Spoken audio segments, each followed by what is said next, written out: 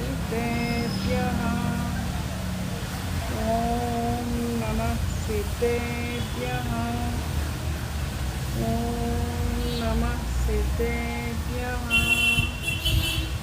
नमो अरिहन्ताणं नमो सिद्धाणं नमो आयर्याणं नमो वज्रायाणं नमो लोये सौवसाहूणम् एसो पञ्चनमो यारो सौवपावपट्कणासनो मङ्गलाणञ्च सौवेसिं पढमं हवैमङ्गलं पढमं हवैमङ्गलम् झेला था श्री गौतम गुरु ने वीर प्रभु के वाणी को सूत रहे गुरु परंपरा से नमन करूं जिन वाणी को चर्चा 53 भाव की कर लो भाव विशुद्धि पाने को भाव सदा परिशुद्ध रहे बस आत्म वैभव पाने को भाव सदा परिशुद्ध रहे बस आत्म वैभव पाने को पंच परमेश्वरी भगवान की जय जिनवाणी माता की जय आचार्य भगवान श्री विद्यासागर महामुनि राज की जय विर्यापकश्रमण मुनि श्री नेमसागर मुनि महाराज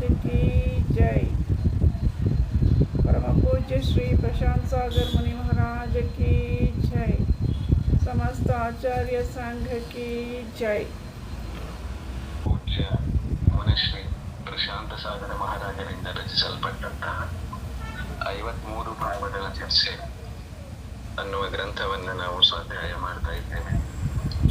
ಅದರಲ್ಲಿ ಔಪಶಮಿಕ ಮ್ಯೂಟ್ ಮಾಡ್ಕೊರಿ, ಔಪಶಮಿಕ, ಛಾಯಿಕ, ಕ್ಷಯೋಪಶಮಿಕ, ಔದಯಿಕ, ಪಾರಿಣಾಮಿಕ ಈ 5 ಭಾವಗಳ ಬಗ್ಗೆ ಮತ್ತು ಅವುಗಳ ಉತ್ತರ ಭೇದಗಳಾದಂಥ 53 ಭೇದಗಳ ಬಗ್ಗೆ ಇಲ್ಲಿ ಚರ್ಚೆ ಮಾಡಿದ್ದಾರೆ. ನಾವು ಈಗ ಆ ಭಾವಗಳ ಸ್ವರೂಪ ಏನು ಅನ್ನುವಂತಹ ವಿಷಯವನ್ನ, ಅವುಗಳ ಲಕ್ಷಣವನ್ನ ತಿಳಿಯುವಂತ ಪ್ರಯತ್ನ ಮಾಡ್ತಾ ಇದ್ದೇವೆ. ನಿನ್ನೆ ತನಕ ಔಪಶಮಿಕ, ಕ್ಷಾಯಿಕ, ಕ್ಷಾಯೋಪಶಮಿಕದ ಸ್ವಲ್ಪ ಭಾವಗಳನ್ನ ತಿಳಿಯುವಂತ ಪ್ರಯತ್ನ ಮಾಡಿದ್ದೇವೆ. ಇನ್ನು ಮುಂದೆ ಗ್ರಂಥದ ಅನುಸಾರ ಏನಿದೆ ಅನ್ನೋದನ್ನ ನೋಡಬೇಕು. ಮುಂದೆ ಹೋದ್ರೆ ಭಾವದ ಬಗ್ಗೆ ನೋಡಿದ್ದೇವೆ. ಕ್ಷಾಯೋಪಶಮಿಕ ಅಂತಂದ್ರೆ ಕರ್ಮದಲ್ಲಿರುವ ಸರ್ವಘಾತಿ ಕರ್ಮಗಳು ಕ್ಷಯ ಮತ್ತು ಅದರ ಎಷ್ಟು ಶಕ್ತಿ ಅದರಲ್ಲಿದೆ ಅದರಲ್ಲಿ ಶಕ್ತಿನ ಸ್ವಲ್ಪ ಕಡಿಮೆ ಮಾಡಿಕೊಳ್ತವೆ. ಅಂದ್ರೆ ಸರ್ವಘಾತಿ ಇದ್ರೂ ಕೂಡ ದೇಶಘಾತಿ ಅಂತೆ ವರ್ತಿಸ್ಲಿಕ್ಕೆ ಶುರು ಮಾಡ್ತವೆ. ಮತ್ತೆ ಒಂದಷ್ಟು ಉಪಶಮನೂ ಕೂಡ ಆಗಿರ್ತದೆ. ಈ ಅವಸ್ಥೆಯನ್ನ ಕ್ಷಾಯೋಪಶಮ ಅಂತ ಕರೀತಾರೆ. ಇದರಿಂದ ಜೀವದಲ್ಲಿ 4 ಜ್ಞಾನಗಳು, ಆಮೇಲೆ 3 ಅಜ್ಞಾನಗಳು, 3 ದರ್ಶನಗಳು, ಆಮೇಲೆ 5 ಲಬ್ಧಿಗಳು ಅಂದ್ರೆ ದಾನ, ಲಾಭ, ಭೋಗ, ಉಪಭೋಗ ಮತ್ತು ವೀರ್ಯ ಇವುಗಳು ಜೀವಕ್ಕೆ ಪ್ರಾಪ್ತವಾಗ್ತವೆ. ಇದು ಕ್ಷಾಯೋಪಶಮಿಕ ಶಕ್ತಿಯಿಂದಲೂ ನಮಗೆ ಸಿಗ್ತವೆ. ಆಮೇಲೆ ಸಮ್ಯಕ್ತ್ವ, ಚಾರಿತ್ರ, ಸಂಯಮ ಇವುಗಳು ಕ್ಷಾಯೋಪಶಮಿಕ ಭಾವದಿಂದ ಉತ್ಪನ್ನವಾಗುವಂತಹ ಕಾರ್ಯಗಳಾಗಿವೆ. ಅಂದ್ರೆ ಈ ಭಾವಗಳಿಂದ, ಈ ಕರ್ಮಗಳ ಕ್ಷಯೋಪಶಮದಿಂದ ಈ ಭಾವಗಳು ನಮ್ಮಲ್ಲಿ ಉಂಟಾಗ್ತವೆ ಅನ್ನುವಂತಹ ವಿಚಾರವನ್ನ ಸ್ವಲ್ಪ ಮಟ್ಟಿಗೆ ತಿಳಿದಿದ್ದೇವೆ. ಕ್ಷಾಯೋಪಶಮಿಕ ಜ್ಞಾನ ಅಂತಂದ್ರೆ ಮತಿ ಜ್ಞಾನ, ಇದು ಕ್ಷಾಯೋಪಶಮಿಕ ಇದೆ. ಅಂದ್ರೆ ನಮಗೆ ಪೂರ್ಣ ರೂಪದಿಂದ ತಿಳಿಯುವುದಿಲ್ಲ, ಸಂಪೂರ್ಣನೂ ತಿಳಿಯುವುದಿಲ್ಲ ಮತ್ತು ತಿಳಿಯದೇನೂ ಇರುವುದಿಲ್ಲ. ಇದನ್ನ ಕ್ಷಾಯೋಪಶಮಿಕ ಅಂತ ಹೇಳ್ತಿದ್ದಾರೆ. ಆಮೇಲೆ ಹಾಗೇನೆ ಶುದ್ಧ ಜ್ಞಾನ, ಅವಧಿ ಜ್ಞಾನ, ಮನಪರೆ ಜ್ಞಾನ ಇವೆಲ್ಲ ಕ್ಷಾಯೋಪಶಮಿಕ. ಆಮೇಲೆ 3 ಮಿಥ್ಯ ಮಿಥ್ಯಾತ್ವದ ಜೊತೆಗೆ ಇರುವಂತಹ ಜ್ಞಾನ, ಇದೇ ಜ್ಞಾನವನ್ನ ಕುಜ್ಞಾನ ಅಥವಾ ಅಜ್ಞಾನ ಅಂತ ಕರೆದಿದ್ದಾರೆ. ಅದು 3 ಜ್ಞಾನಗಳು ಮಿಥ್ಯಾತ್ವದ ಜೊತೆಗೆ ಇರ್ಲಿಕ್ಕೆ ಸಾಧ್ಯತೆ. ಅವುಗಳು ಕುಮತಿ, ಕುಶುತ, ಕುಅವಧಿ. ಇವುಗಳನ್ನ ಅಜ್ಞಾನ ಅಂತ ಕರೆದಿದ್ದಾರೆ ಮಿಥ್ಯಾತ್ವದ ಕಾರಣದಿಂದ. ಆಮೇಲೆ ಅವಧಿ ದರ್ಶನ ಅಥವಾ ಮಿಥ್ಯಾತ್ವದ ಜೊತೆಗೆ ಇರುವಂತಹ ಅವಧಿ ಜ್ಞಾನ ಕೂಡ ಕುಅವಧಿ ಅಂತ ಅನಿಸ್ಕೊಳ್ತದೆ. ಇನ್ನು ದರ್ಶನದಲ್ಲಿ ದರ್ಶನಾವರಣ ಕರ್ಮದ ಕ್ಷಯೋಪಶಮದಿಂದ ಚಕ್ಷು ದರ್ಶನ, ಕಣ್ಣುಗಳಿಂದ ನೋಡುವಂಥದ್ದು. ಅಚಕ್ಷು ದರ್ಶನ, ಕಣ್ಣುಗಳನ್ನ ಹೊರತುಪಡಿಸಿ ಉಳಿದ ಇಂದ್ರಿಯಗಳಿಂದ ನೋಡುವಂಥದ್ದು ಅವಧಿ ದರ್ಶನ. ಅವಧಿ ದರ್ಶನ ಅಂತಂದ್ರೆ ಇದು ಪ್ರತ್ಯಕ್ಷವಾದಂಥದ್ದು, ಆದ್ರೂ ಪೂರ್ಣ ರೂಪದಿಂದಲ್ಲ, ಈಗ ವಿಷಯವಾಗಿ ಪ್ರತ್ಯಕ್ಷವಾದದ್ದು. ಇದು ಆತ್ಮನಿಂದ ನೇರವಾಗಿ ನೋಡುವಂಥದ್ದಾದ್ರೂ ಕೂಡ ಕ್ಷಯೋಪಶಮಜನ್ಯವಾದಂತಹ ದರ್ಶನ ಇದೆ. ಈ 3 ಕ್ಷಯೋಪಶಮಿಕ ದರ್ಶನ ಅಂತ ಕರೀತಾರೆ. ಆಮೇಲೆ ಲಬ್ಧಿಗಳು, ಅಂತರಾಯ ಕರ್ಮದ ಕ್ಷಯೋಪಶಮದಿಂದ 5 ಲಬ್ಧಿಗಳೇ ಪ್ರಾಪ್ತ ಆಗ್ತದೆ. ಕ್ಷಯೋಪಶಮಿಕ ದಾನ, ಲಾಭ, ಭೋಗ, ಉಪಭೋಗ, ವೀರ್ಯ. ಇವು ಶಾರೀರಿಕ ಶಕ್ತಿಯೂ ಆಯಿತು, ಭೋಗೋಪಭೋಗ ಸಾಮಗ್ರಿಗಳ ಪ್ರಾಪ್ತಿಯೂ ಆಯಿತು, ಕೊಡುವ ಮತ್ತು ತೆಗೆದುಕೊಳ್ಳುವ ಸಾಮರ್ಥ್ಯವು, ಇದೆಲ್ಲ ಅಂತರಾಯ ಕರ್ಮದ ಕ್ಷಯೋಪಶಮದಿಂದ ನಮಗೆ ಉಂಟಾಗ್ತದೆ ಅನ್ನುವಂಥದ್ದು ವಿಷಯವನ್ನ ಇಲ್ಲಿ ಚರ್ಚೆ ಮಾಡಿದ್ದಾರೆ. ಇದು ಸಾರಾಂಶ. ಕ್ಷಯೋಪಶಮಿಕ ಸಮ್ಯಕ್ತ್ವ ಭಾವ. ಅನಂತಾನುಬಂಧಿ ಕ್ರೋಧ, ಮಾನ, ಮಾಯಾ, ಲೋಭ ಹಾಗೂ ಮಿಥ್ಯಾತ್ವ ಮತ್ತು ಸಮ್ಯಕ್ ಮಿಥ್ಯಾತ್ವದ ಉದಯಾಭಾವಿ ಕ್ಷಯದಿಂದ ಮತ್ತು ಸದವತ್ತಾರೂಪ ಉಪಶಮನದಿಂದ ಹಾಗೂ ಸಮ್ಯಕ್ ಪ್ರಕೃತಿ ಎಂಬ ದೇಶವಾಸಿ ಪ್ರಕೃತಿಯ ಉದಯದಿಂದ ಕ್ಷಯೋಪಶಮಿಕ ಸಮ್ಯಕ್ತವು ಪ್ರಕಟವಾಗುತ್ತದೆ. ಇದಕ್ಕೆ ವೇದಕ ಸಮ್ಯಕ್ತವೆಂತಲೂ ಹೇಳುತ್ತಾರೆ. ಇಂತಹ ಕ್ಷಯೋಪಶಮಿಕ ಸಮ್ಯಕ್ತ್ವ ಅವಸ್ಥೆಯ ಕಾಲದಲ್ಲಿರುವ ಭಾವಗಳಿಗೆ ಕ್ಷಯೋಪಶಮಿಕ ಸಮ್ಯಕ್ತ್ವ ಭಾವ ಎನ್ನುವರು. ಪುಟ ಸಂಖ್ಯೆ ಹೇಳಿ. ಕ್ಷಮಿಸಿ. ಪುಟ ಸಂಖ್ಯೆ 16. ಕ್ಷಯೋಪಶಮಿಕ ಸಮ್ಯಕ್ತ್ವ ಭಾವ. ಕ್ಷಯೋಪಶಮಿಕ ಭಾವದ 18 ಭೇದಗಳ ಪೈಕಿ ಕ್ಷಯೋಪಶಮಿಕ ಸಮ್ಯಕ್ತ್ವವು ಒಂದು ಭಾವ ಇದೆ. ಉಪಶಮಿಕ ಅಂತಂದ್ರೆ ಕರ್ಮದಲ್ಲಿ ಕ್ಷಯ ಅಂದ್ರೆ ಉದಯಾಭಾವಿ ಕ್ಷಯ ಮತ್ತು ಸದವಸ್ಥಾರೂಪ ಉಪಶಮ, ಈ 2 ಅವಸ್ಥೆಗಳು ಪ್ರಾಪ್ತ ಆಗಿರ್ತವೆ. ಮತ್ತು ದೇಶಘಾತಿ ಉದಯದಲ್ಲಿ ಇರುವಂತಹ ಅವಸ್ಥೆ, ಇದು ಕರ್ಮದಲ್ಲಿ ಆಗಿರುತ್ತೆ. ಆ ಅವಸ್ಥೆಯನ್ನ ಕ್ಷಯೋಪಶಮಿಕ ಅಂತ ಕರೀತಾರೆ. ಇನ್ನು ಸಮ್ಯಕ್ತ್ವ ಅಂತಂದ್ರೆ ಯಥಾರ್ಥವಾದ ಶ್ರದ್ಧಾನ, ತತ್ವಗಳಲ್ಲಿ ದೇವಶಾಸ್ತ್ರ ಗುರುಗಳಲ್ಲಿ ಯಥಾರ್ಥವಾದ ಶ್ರದ್ಧಾನ ಮಾಡುವುದು ಸಮ್ಯಕ್ತ್ವ. ಭಾವ ಅಂದ್ರೆ ಭಾವ ಏನಿದೆಯೋ ಅದು. ಕ್ಷಯೋಪಶಮಿಕ ಸಮ್ಯಕ್ತ್ವ ಭಾವ ಅಂದ್ರೆ ಕರ್ಮಗಳಲ್ಲಿ ಕ್ಷಯೋಪಶಮ ಆದಾಗ ಯಾವ ಸಮ್ಯಕ್ತ್ವ ಭಾವ ನಮ್ಮಲ್ಲಿ ಉಂಟಾಗಿದೆ ಅದು ಸಮ್ಯಕ್ತ್ವ ಭಾವ, ಕ್ಷಯೋಪಶಮಿಕ ಸಮ್ಯಕ್ತ್ವ ಭಾವ. ಹೇಗೆ ಉಂಟಾಗ್ತದೆ ಅದು? ಸಮ್ಯಕ್ ದರ್ಶನ ಆಗಬೇಕು ಅಂತಂದ್ರೆ ದರ್ಶನ ಮೋಹನೀಯ ಕರ್ಮದ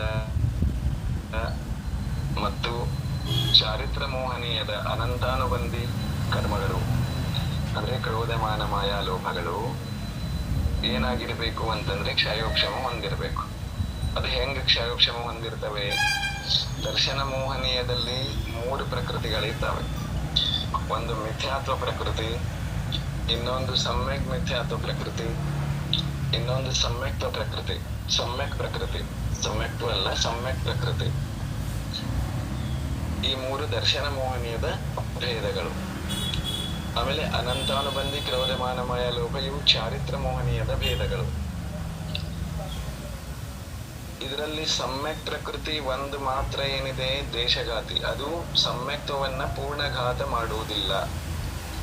ಉಳಿದ 6 ಇದಾವಲ್ಲ, ಮಿಥ್ಯಾತ್ವ, ಸಮ್ಯಕ್ ಮಿಥ್ಯಾತ್ವ, ಕ್ರೋಧ, ಮಾನ, ಮಾಯಾ, ಲೋಭ, ಈ 6 ಸಮ್ಯಕ್ತ್ವವನ್ನ ಘಾತ ಮಾಡುತ್ತವೆ, ಪೂರ್ಣವಾಗಿ ಘಾತ ಮಾಡ್ತವೆ. ಅದಕ್ಕಾಗಿ ಅವುಗಳನ್ನ ಸರ್ವಘಾತಿ ಕರ್ಮಗಳು ಅಂತ ಕರೆದಿದ್ದಾರೆ.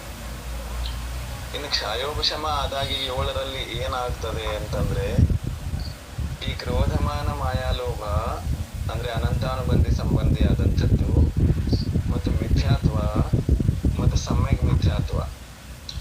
ಈ 6 ಕರ್ಮಗಳು ಉದಯಾಭಾವಿ ಕ್ಷಯ ಹೊಂದುತ್ತವೆ.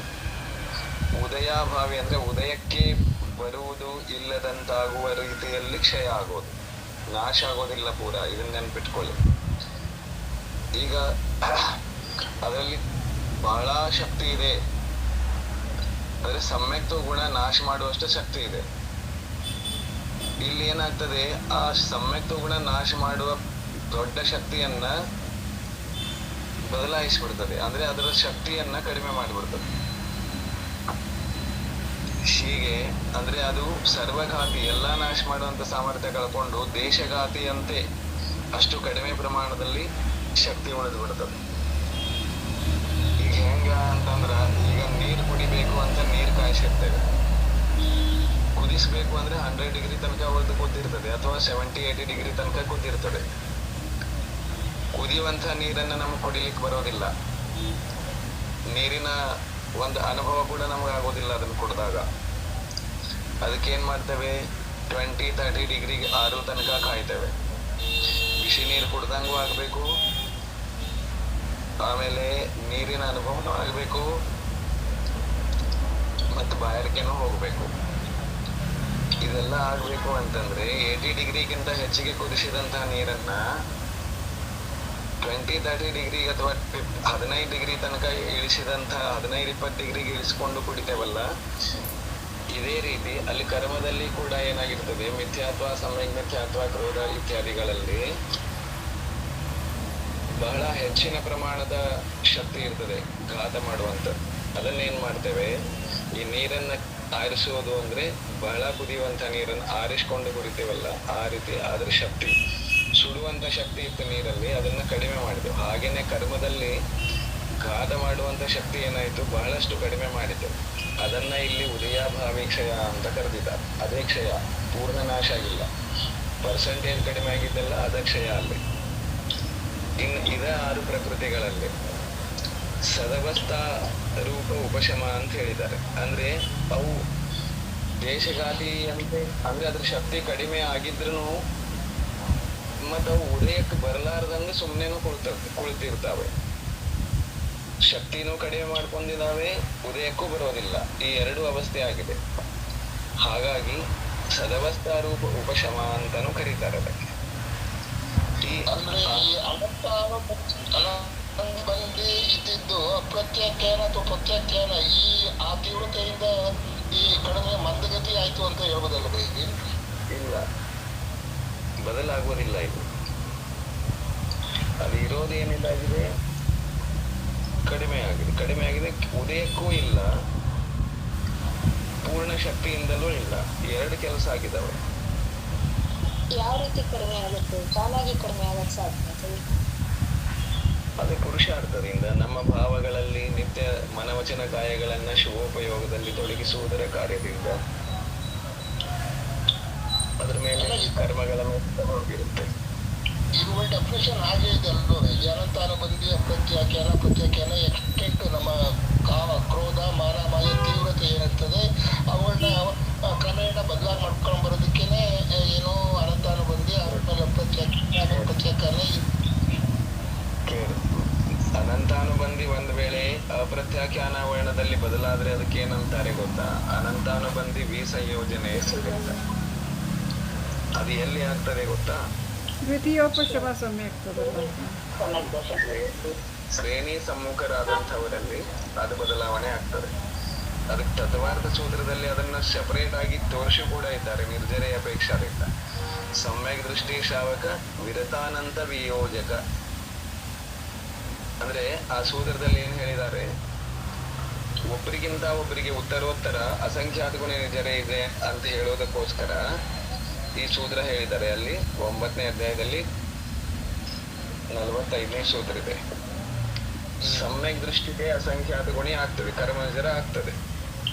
ಯಾವಾಗ ಸಮ್ಯಕ್ತ ಪರಿಣಾಮದಲ್ಲಿ ಇರ್ತಾನೆ ಅವಾಗ ಅವನಿಗಿಂತ ಶ್ರಾವಕನಿಗೆ, ಅಂದ್ರೆ ವ್ರತಿ ಶ್ರಾವಕ ಇದ್ದವನಿಗೆ ಅವರಿಗಿಂತ ಅಸಂಖ್ಯಾತ ಗುಣಿ ಹೆಚ್ಚು ನಿರ್ಧರೆ ಆಗ್ತಿರ್ತದೆ. ಸಮ್ಯಕ್ ದೃಷ್ಟಿ ಶ್ರಾವಕ ವಿರತ ಅಂದ್ರೆ ಮುನಿ ಮಹಾರಾಜರು, ಮಹಾವ್ರತಧಾರಿಗೆ ಆಗ್ತಿರ್ತದೆ. ಅವರಿಗಿಂತ ಅಸಂಖ್ಯಾತ ಗುಣಿ ವಿಯೋಜಕ. ಯಾವ ವಿಯೋಜಕ? ಅನಂತಾನುಬಂಧಿ ವಿಯೋಜಕ.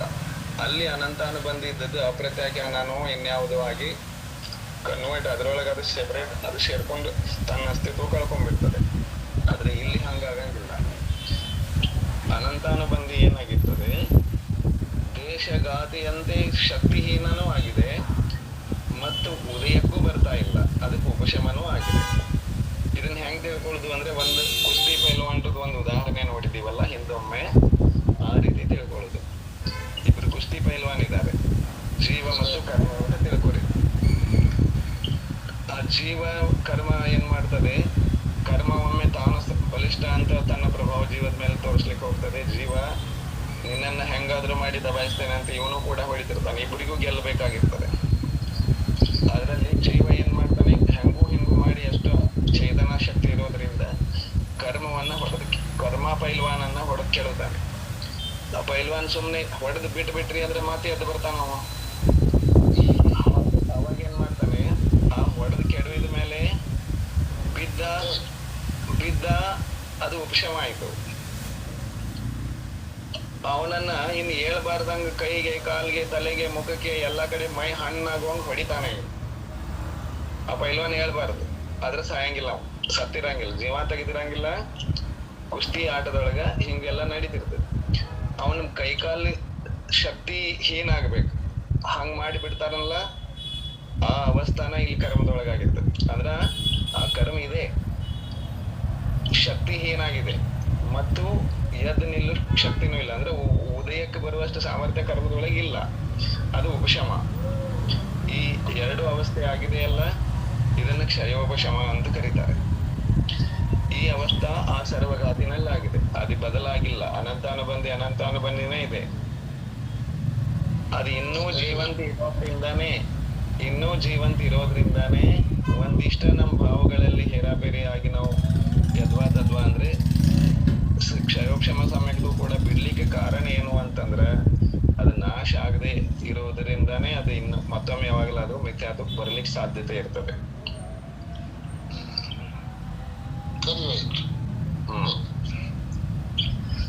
ಇನ್ನು ಈ 6 ಪ್ರಕೃತಿಗಳೇನಾಯ್ತು, ಕ್ಷಯೋಪಶಮ ಆಯ್ತು, ಕ್ಷಯ ಮತ್ತು ಉಪಶಮ. ಆಮೇಲೆ ಸಮ್ಯಕ್ ಪ್ರಕೃತಿ, ಇದೊಂದು ಏನಿದೆ, ದೇಶಘಾತಿ ಇದೆ. ಇದೇನ್ ಮಾಡ್ತದೆ, ಸಮ್ಯಕ್ತ್ವ ಗುಣವನ್ನ ಅಂದ್ರೆ ಯಥಾರ್ಥ ಶ್ರದ್ಧಾನವನ್ನ ಘಾತ ಮಾಡೋದಿಲ್ಲ, ಅಂದ್ರೆ ಪೂರ್ಣ ಘಾತ ಮಾಡೋದಿಲ್ಲ, ಸ್ವಲ್ಪ ಸ್ವಲ್ಪ ದೋಷಗಳನ್ನ ಉಂಟು ಮಾಡಿಕೊಳ್ಳಿಕ್ಕೆ ಕಾರಣ ಆಗ್ತದೆ. ಆ ದೋಷಗಳನ್ನ ಉಂಟು ಮಾಡಿಕೊಳ್ಳಿಕ್ಕೆ ಕಾರಣ ಆಗೋದ್ರಿಂದ ಸಮ್ಯಕ್ತ್ವದಲ್ಲಿ ಸ್ವಲ್ಪ ದೋಷಗಳ ಆಗ್ಲಿಕ್ಕೆ ಸಾಧ್ಯ ಇರ್ತದೆ.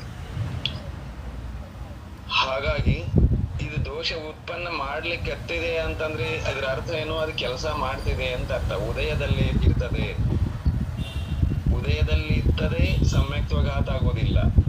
ಅಂಥದ್ದು ಸಮ್ಯಕ್ ಪ್ರಕೃತಿಯನ್ನ ದೇಶಘಾತಿ ಅಂದ್ರೆ ಆಂಶಿಕ ದೋಷ ಅಂತ ಕರೆದಿದ್ದಾರೆ. ಆಂಶಿಕ ಘಾತವನ್ನ ಮಾಡುವಂಥದ್ದು ದೇಶಘಾತಿ ಪ್ರಕೃತಿಯಾಗಿರ್ತದೆ. ಅವು ಉಳಿದವುಗಳೇನಿದಾವು ಅವು ಒಂದೇ ಉದಯಕ್ಕೆ ಬಂದ್ರೂ ಸಮ್ಯಕ್ತ್ವ ಇರಂಗಿಲ್ಲ. ಇದು ಉದಯದೊಳಗಿದ್ದಾಗ ಸಮ್ಯಕ್ತ್ವ ಇರ್ತೈತಿ. ಈ ಸಮ್ಯಕ್ ಪ್ರಕೃತಿ ಬಹಳ ಹೆಚ್ಚಾಗಿ ಕೆಲಸ ಮೇಲಿನ ಮೇಲೆ ಅದೇ ಕೆಲಸ ಮಾಡಕತ್ತು ಅಂದ್ರೆ ಗಾಯ ಒಂದ್ಸಲಿ ಮಾಡಿದ್ರ ಏನೋ ಔಷಧಿ ಹಚ್ಕೊಂಡು ವಾಸಿ ಮಾಡ್ಕೋಬಹುದು, ಮತ್ತೊಂದ್ಸಲಿ ಗಾಯ ಆದ್ರೂ ವಾಸಿ ಮಾಡ್ಕೋಬಹುದು.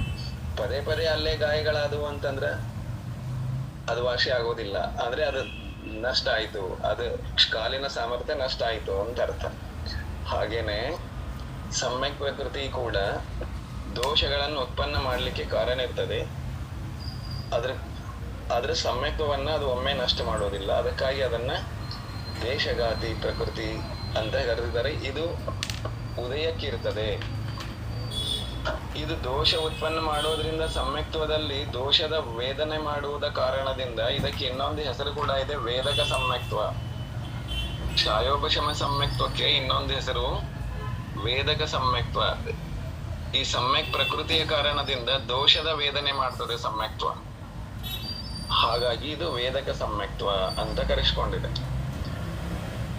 ಇನ್ನು ಇಂತಹ ವೇದಕ ಅವಸ್ಥೆಯಲ್ಲಿ ಅಥವಾ ಕ್ಷಯೋಪಶಮಿಕ ಅವಸ್ಥೆಯಲ್ಲಿ ಏನ್ ಸಮ್ಯಕ್ತ್ವ ಗುಣ ನಮಗಿದೆ, ಆ ಸಮ್ಯಕ್ತ್ವ ಗುಣದ ಜೊತೆಗೆ ಯಾವ ಭಾವಗಳಿದಾವೆ ಆ ಭಾವಗಳು ಕ್ಷಾಯೋಪಶಮಿಕ ಸಮ್ಯಕ್ತ್ವ ಭಾವ ಅಂತ ಕರೆಸ್ಕೊಳ್ತದೆ. ಇದು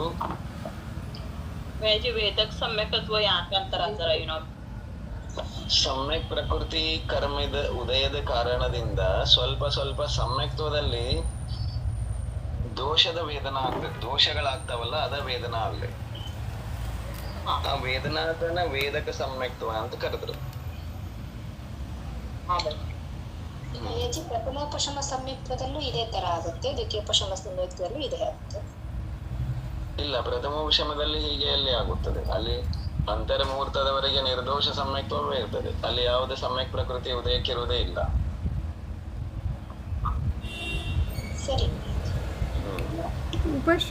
ಉಪಶಮ ಶ್ರೇಣಿ ಏರಿದವರು ಮತ್ತೆ ಕೆಳಗೆ ಬರುವಾಗ ಅವರು ಮಿಥ್ಯಾತ್ವ ಗುಣಸ್ಥಾನದವರೆಗೂ ಬರ್ತಾರ?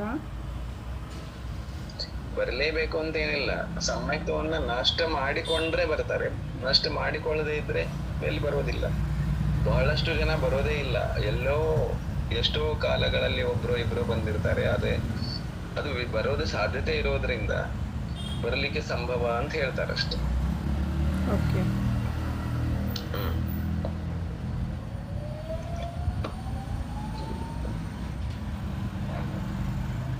ಕ್ಷಾಯೋಪಶಮಿಕ ಚಾರಿತ್ರ್ಯ ಭಾವ. ಅನಂತಾನುಬಂಧಿ ಅಪ್ರತ್ಯಾಖ್ಯಾನವರಣ ಮತ್ತು ಪ್ರತ್ಯಾಖ್ಯಾನವರಣ ರೂಪ 12 ಕಷಾಯಗಳ ಉದಯಾಭಾವಿ ಕ್ಷಯ ಮತ್ತು ಸರ್ವತ್ತಾರೂಪ ಉಪಶಮನವಾದ ಮೇಲೆ ಮತ್ತು 4 ಸಂಜಲನ ಕಷಾಯಗಳ ಯಥಾಸಂಭವ ಉದಯವಿರುವಾಗ ಆಗುವ ಚಾರಿತ್ರ್ಯಕ್ಕೆ ಕ್ಷಾಯೋಪಶಮಿಕ ಚಾರಿತ್ರ್ಯ ಎನ್ನುವರು. ಇಂತಹ ಕ್ಷಾಯೋಪಶಮಿಕ ಚಾರಿತ್ರ ಅವಸ್ಥೆಯ ಸಮಯದಲ್ಲಿ ಇರುವ ಭಾವಗಳಿಗೆ ಕ್ಷಾಯೋಪಶಮಿಕ ಚಾರಿತ್ರ್ಯ ಭಾವ ಎನ್ನುವರು. ಕ್ಷಾಯೋಪಶಮಿಕ ಚಾರಿತ್ರ ಭಾವ. ಕ್ಷಾಯೋಪಶಮಿಕ ಅಂದ್ರೆ ಕ್ಷಾಯೋಪಶಮಿಕ ಕರ್ಮಗಳಲ್ಲಿ ಕ್ಷಯ ಮತ್ತು ಉಪಶಮ ಆಗಿರುವಂತಹ ಅವಸ್ಥಾ. ಚಾರಿತ್ರ ಅಂದ್ರೆ ಆಚರಣೆ. ಯಾವುದು ಯಥಾರ್ಥ ಆಚರಣೆಯನ್ನ ಮಾಡುವಂಥದ್ದಿದೆ ಅದು ಚಾರಿತ್ರ. ಆಚರಿಸುವಂಥದ್ದು ಚಾರಿತ್ರ. ಭಾವ ಅಂದ್ರೆ ಇರುವುದು. ಕ್ಷಾಯೋಪಶಮಿಕ ರೂಪದಿಂದ ಅಥವಾ ಕ್ಷಾಯೋಪಶಮಿಕದಿಂದ ಇರುವ ಚಾರಿತ್ರ ಭಾವ.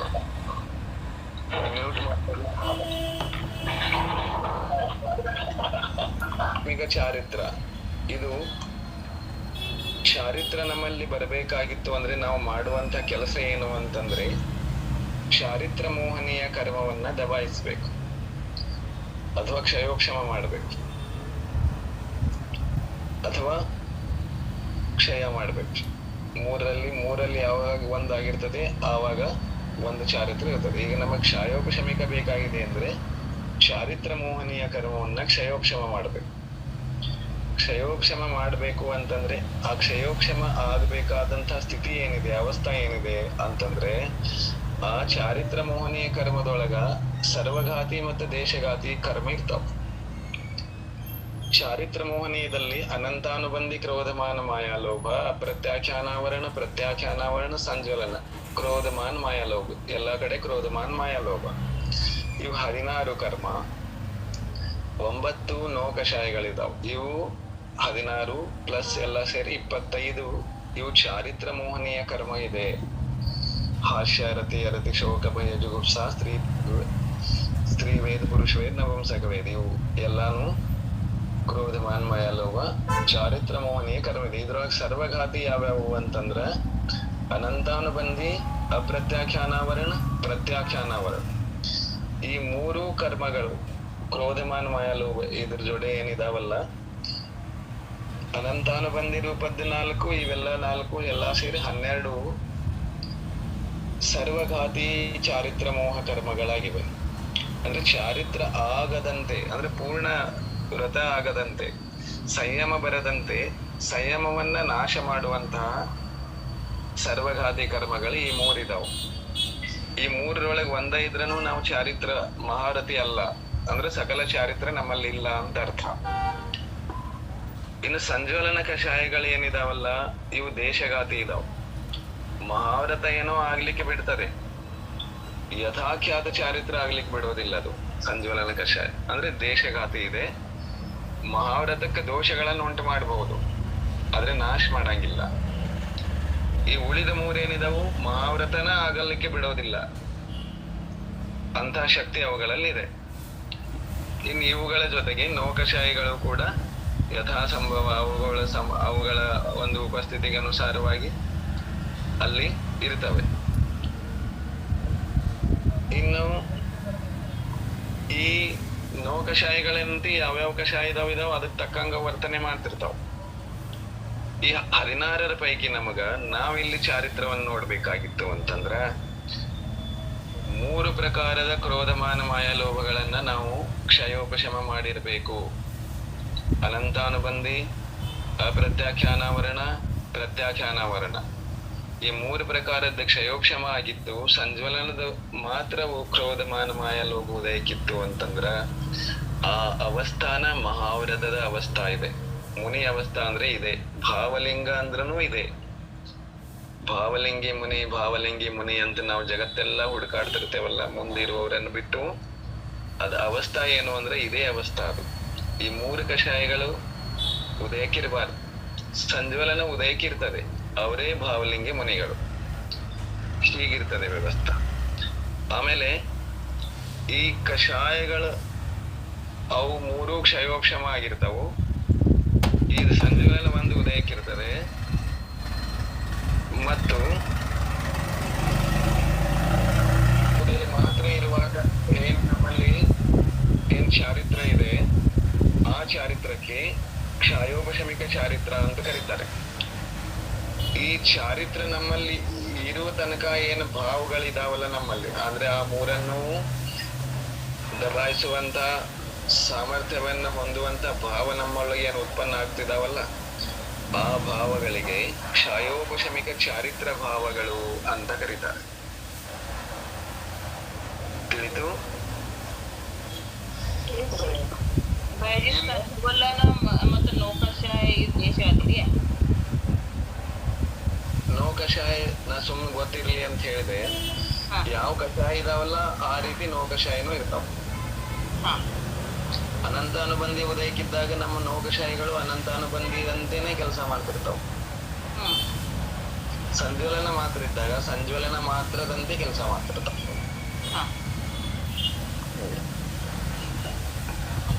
ನಮಗ್ ಮುಖ್ಯವಾಗಿ ಲಕ್ಷ್ಯ ಕೊಡ್ಬೇಕಾದದ್ದು ಎಲ್ಲಿ ಅಂದ್ರೆ 4 ಪ್ರಕಾರದೇನ್ ಕಷಾಯ ಇದಾವಲ್ಲ, ಕಷಾಯದೊಳಗೆ 3 ಪ್ರಕಾರದ್ದು ಸರ್ವಘಾತಿ ಇದಾವ. ಅವು 3 ಕ್ಷಯ ಮತ್ತು ಉಪಶಮ. ಕ್ಷಯ ಅಂದ್ರೆ ಅವುಗಳ ಶಕ್ತಿ ಕಡಿಮೆ ಮಾಡ್ಬೇಕು ಮತ್ತು ಉಪಶಮನ ಮಾಡ್ಬೇಕು. ಇವೆರಡೂ ಅವಸ್ಥಾ ಎಲ್ಲಿ ಆಗ್ತದೆ ಅದು ಕ್ಷಯೋಕ್ಷಮ. ಮತ್ತು ಉದಯದೊಳಗೆ ದೇಶಘಾತಿ ಅಂದ್ರೆ ಸಂಜ್ವಲನ ಕರ್ಮ ಉದಯಕ್ಕಿರ್ತದೆ. ಮುನಿ ಮಹಾರಾಜರಿಗೆ ಸಿಟ್ಟು ಬರ್ತದೆ. ಮುನಿ ಮಹಾರಾಜರಲ್ಲೂ ನಾನು ಮುನಿ ಅನ್ನುವಂಥದ್ದು ಇರ್ತದೆ. ಮುನಿ ಮಹಾರಾಜರಲ್ಲಿ ಎಲ್ಲ ಈ ಸಂಜ್ವಲನಕ್ಕೆ ಸಂಬಂಧಪಟ್ಟ ಅಂತರ್ಮುಹೂರ್ತದವರೆಗೆ ಮಾತ್ರ ಇರ್ತದೆ ಅದು ಕಷಾಯ. ಅದು ಉದಯಕ್ಕಿದ್ರೆ ಎಲ್ಲಿ ತನಕ ಇರ್ತದೆ? ಅಂತರ್ಮುಹೂರ್ತ ಮಾತ್ರ ಇರ್ತದೆ. ತಿಳಿತು?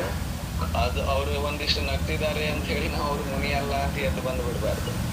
ಯಾಕಂದ್ರೆ ಅಲ್ಲಿ ನೋಡ್ರಿ ನೌಕಷಾಯದಲ್ಲಿ ಆಶಯ ಇದೆಯಲ್ಲ, ಎಲ್ಲಿ ತನಕ ಇದೆ ಅದು? 8ನೇ ಗುಣಸ್ಥಾನ ತನಕ ಇದೆ. ಅಂದ್ರೆ 8ನೇ ಗುಣಸ್ಥಾನದವರು 7ನೇ ಗುಣಸ್ಥಾನದವರು ಮುನಿ ಹೌದಲ್ವ? ಮತ್ತೆ ಇನ್ನು 6ನೇ ಗುಣಸ್ಥಾನದವರು ಮುನಿ ಇದ್ದಾರೆ.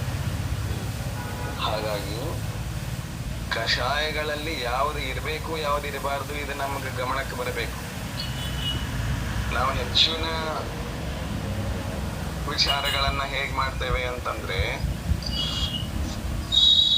ಈ ಕಷಾಯಗಳನ್ನ ಅರ್ಥ ಮಾಡ್ಕೊಳ್ಳುವಂತ ಪ್ರಯತ್ನ ಮಾಡೋದಿಲ್ಲ. ಯಾವುದೋ ಒಂದು ವಾಕ್ಯವನ್ನ ಓದಿರ್ತೇವೆ ಅಥವಾ ಎಲ್ಲೋ ಕೇಳಿರ್ತೇವೆ, ಅದು ಏನೋ ಒಂಥರ ನಮಗೆ ಬೇಕಾದ ಹಾಗೆ ಅರ್ಥ ಮಾಡಿಕೊಂಡು ಬಿಡ್ತೇವೆ. ಅದನ್ನ ಇದು ತಪ್ಪು ಇದು ಸರಿ ಜಜ್ಮೆಂಟ್ಗೆ ಸಿದ್ಧರಾಗಿ ಬಿಡ್ತೇವೆ. ಜಜ್ಮೆಂಟ್ ಕೊಡೋದು ಅಷ್ಟು ಸುಲಭವಾದ ಮಾತಲ್ಲ. ಒಂದೊಂದು ವಿಚಾರಕ್ಕೂ ಕರ್ಮಬಂಧ ಇರ್ತದೆ. ಭಾವಗಳಿಗೆ ಕರ್ಮಬಂಧ ಇದೆ. ಒಂದು ಸಮಯಕ್ಕೆ ಎಷ್ಟು ಕರ್ಮಬಂಧ ಆಗ್ತಿದೆ ಗೊತ್ತಿದೆಯಲ್ಲ ಎಲ್ಲರಿಗೂ.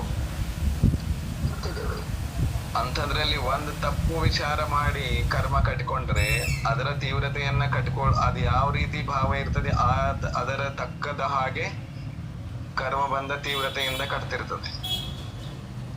ಹಾಗಾಗಿ ಅದರ ಫಲ ಅನುಭವಿಸುವಾಗ ಜನ್ಮವನ್ನೇ ನಾವು ಕಳ್ಕೊಂಡು ಬಿಡಬೇಕಾಗ್ತದೆ. ಎಷ್ಟು ಜನ್ಮದಲ್ಲಿ ಕೆಲವೊಂದು ಕರ್ಮಗಳ ಫಲ ಜನ್ಮಾಂತರಗಳಲ್ಲಿ ಒಂದೊಂದು ಜನ್ಮಕ್ಕೆ ಮಾತ್ರ ಸೀಮಿತ ಇರೋದಿಲ್ಲ. ಜನ್ಮಾಂತರಗಳಲ್ಲಿ ಕೆಲವು ಕರ್ಮಗಳ ಫಲವನ್ನ ನಿರಂತರವಾಗಿ ಅನುಭವಿಸಬೇಕಾಗ್ತದೆ. ಯಾಕೆಂದ್ರೆ ಅವುಗಳಲ್ಲಿ ಫಲ ಕೊಡುವ ಶಕ್ತಿ ಕೂಡ ದೀರ್ಘವಾಗಿ ಇರ್ತದೆ. ಇಂಥ ಉದಾಹರಣೆಗಳನ್ನು ನಾವು ಆಗಮಗಳಲ್ಲಿ ಬೇಕಾದಷ್ಟು ನೋಡಬಹುದು. ಅದಕ್ಕಾಗಿನೇ ಈ ಸಿದ್ಧಾಂತಗಳನ್ನ ತಿಳಿಯುವ ಪ್ರಯತ್ನ ಯಾಕೆ ಮಾಡಬೇಕು ಅಂತಂದ್ರೆ ಇದೇ ಕಾರಣಕ್ಕಾಗಿ. ವಾಸ್ತವಿಕತೆ ಏನಿದೆ ಇದನ್ನ ಸಂಪೂರ್ಣವಾಗಿ ಬಿಚ್ಚಿಕೊಡ್ತದೆ ಸಿದ್ಧಾಂತ. ಅದಕ್ಕೋಸ್ಕರ ಇಲ್ಲಿ ಚಾರಿತ್ರ ಭಾವ, ಕ್ಷಾಯೋಪಶಮಿಕ ಚಾರಿತ್ರ ಭಾವ ಅಂತಂದ್ರೆ ಇದೆ. ಏನು? ಅನಂತಾನುಬಂಧಿ ಅಪ್ರತ್ಯಾಖ್ಯಾನಾವರಣ, ಪ್ರತ್ಯಾಖ್ಯಾನಾವರಣ, ಕ್ರೋಧಮಾನ, ಮಾಯಾಲೋಭ ಈ 12 ಕರ್ಮಗಳು ಉದಯಾಭಾವಿ ಕ್ಷಯ ಮತ್ತು ಸದವಸ್ಥಾರೂಪ ಉಪಶಮ ಹೊಂದಿರುತ್ತವೆ. ಮತ್ತು ಸರ್ವ ದೇಶಘಾತಿಯಾದ ಸಂಜ್ವಲನ ಕಷಾಯಗಳು ಉದಯವನ್ನು ಹೊಂದಿರುತ್ತವೆ. ಈ ಅವಸ್ಥೆಯಲ್ಲಿ ಇರುವ ಚಾರಿತ್ರವನ್ನು ಕ್ಷಾಯೋಪಶಮಿಕ ಚಾರಿತ್ರ ಮತ್ತು ಇದರ ಭಾವಗಳನ್ನು ಕ್ಷಾಯೋಪಶಮಿಕ ಚಾರಿತ್ರ ಭಾವ ಅಂತ ಕರೀತಾರೆ. ತಿಳಿತು?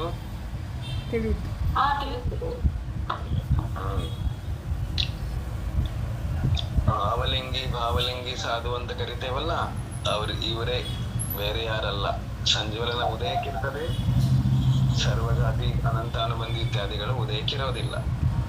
ಇದನ್ನ ತಿಳಿಯುವುದು ಹೇಗೆ? ಯಾರು ತಿಳಿತೀರಿ? ಇವ್ರಿಗೆ ಇದು ಕಷಾಯ ಉದಯಕ್ಕಿದೆ, ಇದು ಉದಯಕ್ಕಿಲ್ಲ ಅಂತ ಹೆಂಗ್ ತಿಳಿತೀರಿ? ಕೇವಲ ಜ್ಞಾನದಲ್ಲಿ ತಿಳಿಯುತ್ತೆ. ಬಾಹ್ಯದಲ್ಲಿ ಇದನ್ನ 2 ರೀತಿನೂ ವಿಭಾಗ ಮಾಡಿ ತಿಳ್ಕೋಬಹುದು. ಒಂದನೇ ಉತ್ತರ, ಕೇವಲ ಜ್ಞಾನಿಗಳೇ ಪ್ರತ್ಯಕ್ಷವಾಗಿ ತಿಳಿಯುವಂತವ್ರು, ಇದು ಸತ್ಯ.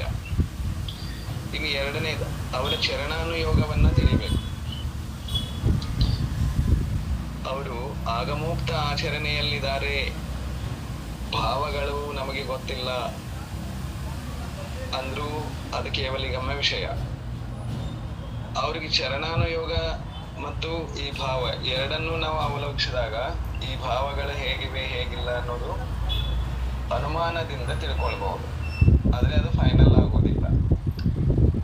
ಯಾವಾಗ ಚರಣಾನುಯೋಗದಲ್ಲೂ ಹೆಚ್ಚು ಕಡಿಮೆ ಬಿಗಡಾಯಿಸಿದ್ರೆ, ಚರಣಾನುಯೋಗ ಸರಿಯಾಗಿ ಇಲ್ಲದೆ ಇದ್ದಿದ್ರೆ ಅಲ್ಲಿ ಭಾವನ ಬಿಗಡಾಯಿಸಿರ್ಬಹುದು ಅಂತ ಅಂದಾಜು ಮಾಡ್ಕೋಬಹುದು. ಆದ್ರೆ ಅದು ಪೂರ್ಣತಃ ಅಲ್ಲ.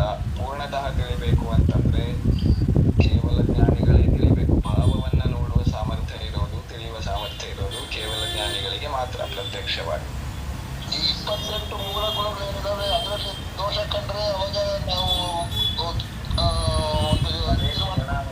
ಅದೇ ಚರಣಾನುಯೋಗದಿಂದ ಸರಿಯಾಗಿದ್ದರೆ ಅದೇ ಆಚರಣೆ ಅಂದ್ರೆ ಚರಣಾನುಯೋಗ.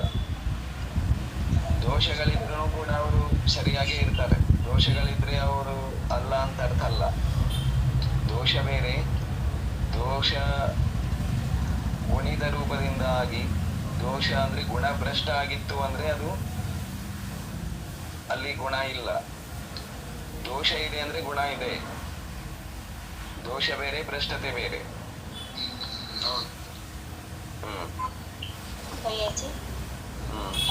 ಈಗ ದ್ರವ್ಯಲಿಂಗಿ ಮುನಿಗಳು, ಭಾವಲಿಂಗಿ ಮುನಿಗಳು ಅಂತ ಯಾವ ರೀತಿ ಮತ್ತೆ ಡಿವೈಡ್ ಮಾಡ್ತಾರೆ? ಅದು ಆಗಮದಿಂದ, ಅದು ಕೇವಲ ಜ್ಞಾನದಿಂದ ತಿಳಿಯುತ್ತೆ. ನಾವು ಹೆಂಗೆ ಗುರುಗಳು ಬಂದ್ರೆ ಮಾಡ್ಬೇಕು. ಒಂದು.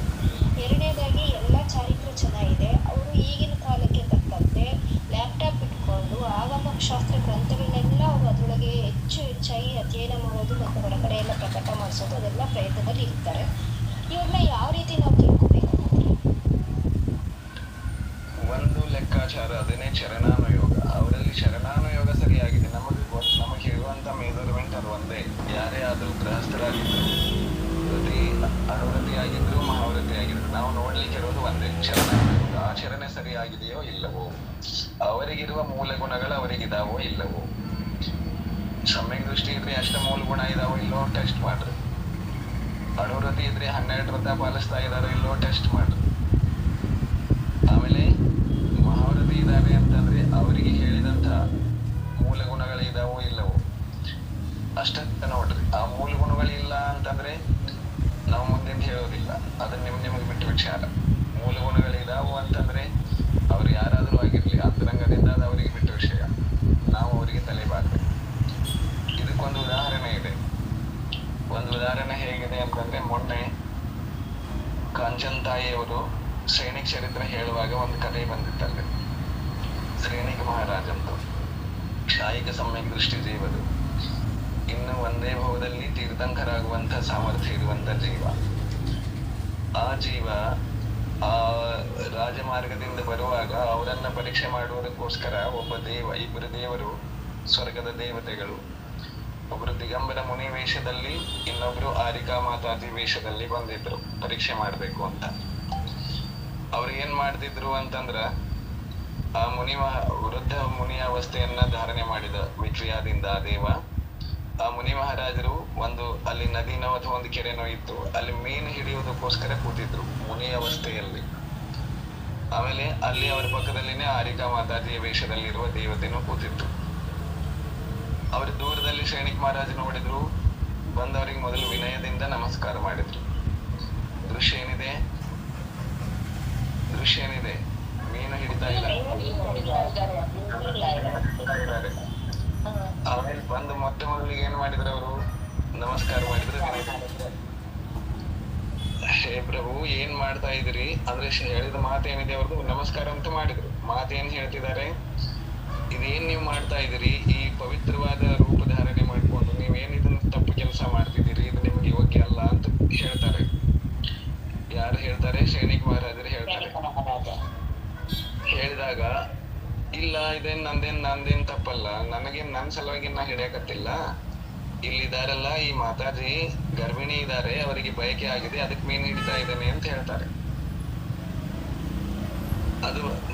ಆದ್ರೂ ನೀವು ಈ ವೇಷ ಹಾಕೊಂಡು ನೀವೇನ್ ಇದನ್ನ ಮಾತಾಡ್ತೀರಿ, ಇದೆಲ್ಲ ತಪ್ಪು, ಇದನ್ನ ಆಡ್ಬೇಡ್ರಿ ಅಂತ ಹೇಳ್ತಾರೆ ಸೈನಿಕ್ ಮಹಾರಾಜ್. ಅವಾಗಿಲ್ಲ, ಇದಕ್ಕೆ ಕಾರಣ ನಾನಾ ಇದ್ದೇನೆ, ಮತ್ತೆ ಅದು ಅವ್ರ ಬಯಕೆ ತೀರಿಸೋದು ನನ್ನ ಕರ್ತವ್ಯ ಅಂತ ಹೇಳ್ತಾರೆ. ಅವ್ರು ಸಾಧು ವೇಷಧಾರಿ ದೇವ ಹೇಳ್ತಾನೆ. ಆವಾಗ ವಿನಯದಿಂದನೂ ಹೇಳ್ತಾನೆ ಸೈನಿಕ್ ಮಹಾರಾಜ್. ನೋಡ್ರಿ, ಆವಾಗ ಮತ್ತೆ ಒಂದಿಷ್ಟು ಸಿಟ್ಟು ಬರ್ತದೆ, ಆದ್ರೂ ಕೂಡ ಹೊರಟು ಮಾತಾಡೋದಿಲ್ಲ. ನೀವು ಇದು ಪವಿತ್ರವಾದ ದಿಗಂಬರ ರೂಪ ಧಾರಣೆ ಮಾಡಿ ಇಂಥ ಭ್ರಷ್ಟ ಕೆಲಸ ಮಾಡೋದು ನಿಮಗೆ ಯೋಗ್ಯ ಅಲ್ಲ, ಬಿಟ್ಟು ಬಿಡಿ ಅಂತ ಹೇಳ್ತಾನೆ. ಆದ್ರೆ ಇಲ್ಲ, ನಾ ಏನ್ ಮಾಡ್ಬಾರ ತಪ್ಪು ಮಾಡಿಲ್ಲ ಅಂತ ಸಾಧು ವೇಷಧಾರಿ ದೇವ ಹೇಳ್ತಾರೆ. ಎಲ್ಲರೂ ಮಾಡಿದ್ರೆ ನೀವು ಒಬ್ರು ಹಿಂಗ್ ಮಾಡಿದಿರಿ ಅಂತ ಇಡೀ ದಿಗಂಬರ ರೂಪಧಾರಿಗಳೆಲ್ಲ ತಪ್ಪಿತಸ್ಥರನ್ನ ಆ ರೀತಿ ಮಾತಾಡ್ಬೇಡ್ರಿ. ನೀವು ಸುಧಾರಿಸೋದಾದ್ರೆ ನನ್ ಜೊತೆ ಬರ್ರಿ, ನಿಮ್ದು ಏನ್ ಸಮಸ್ಯೆ ಇದೆ ನಾವು ಪರಿಹರಿಸ್ತೀವಿ, ನಮ್ದು ಕೇಳೋದಾದ್ರೆ ನಮ್ ಜೊತೆ ಬರ್ರಿ ಅಂತ ಹೇಳ್ತಾರೆ. ಅರಮನೆಗೆ ಆಯ್ತು ನಡಿ ಅಂತ ಅವ್ರ ಪರೀಕ್ಷೆ ಮಾಡಕ್ ಬಂದಿರ್ತಾರೆ. ಆಯ್ತು ನಡಿ ಅಂತ ಹೇಳಿ ಅವನ ಜೊತೆ ಹೋಗ್ತಾರ. ಅವ್ರು 2 ಪ್ರಸಂಗ ಇದಾವಲ್ಲಿ. ಆ ಮಾತಾಜಿ ಗರ್ಭಿಣಿ ಆಗೋದಕ್ಕೆ ಕಾರಣ ಅದಕ್ಕೆ ಆಕೆ ಬಯಕೆ ಅಂತ ತೀರಿಸ್ತಾ ಇದ್ದೇನೆ ಮೀನು ಹಿಡ್ಕೊಂಡು.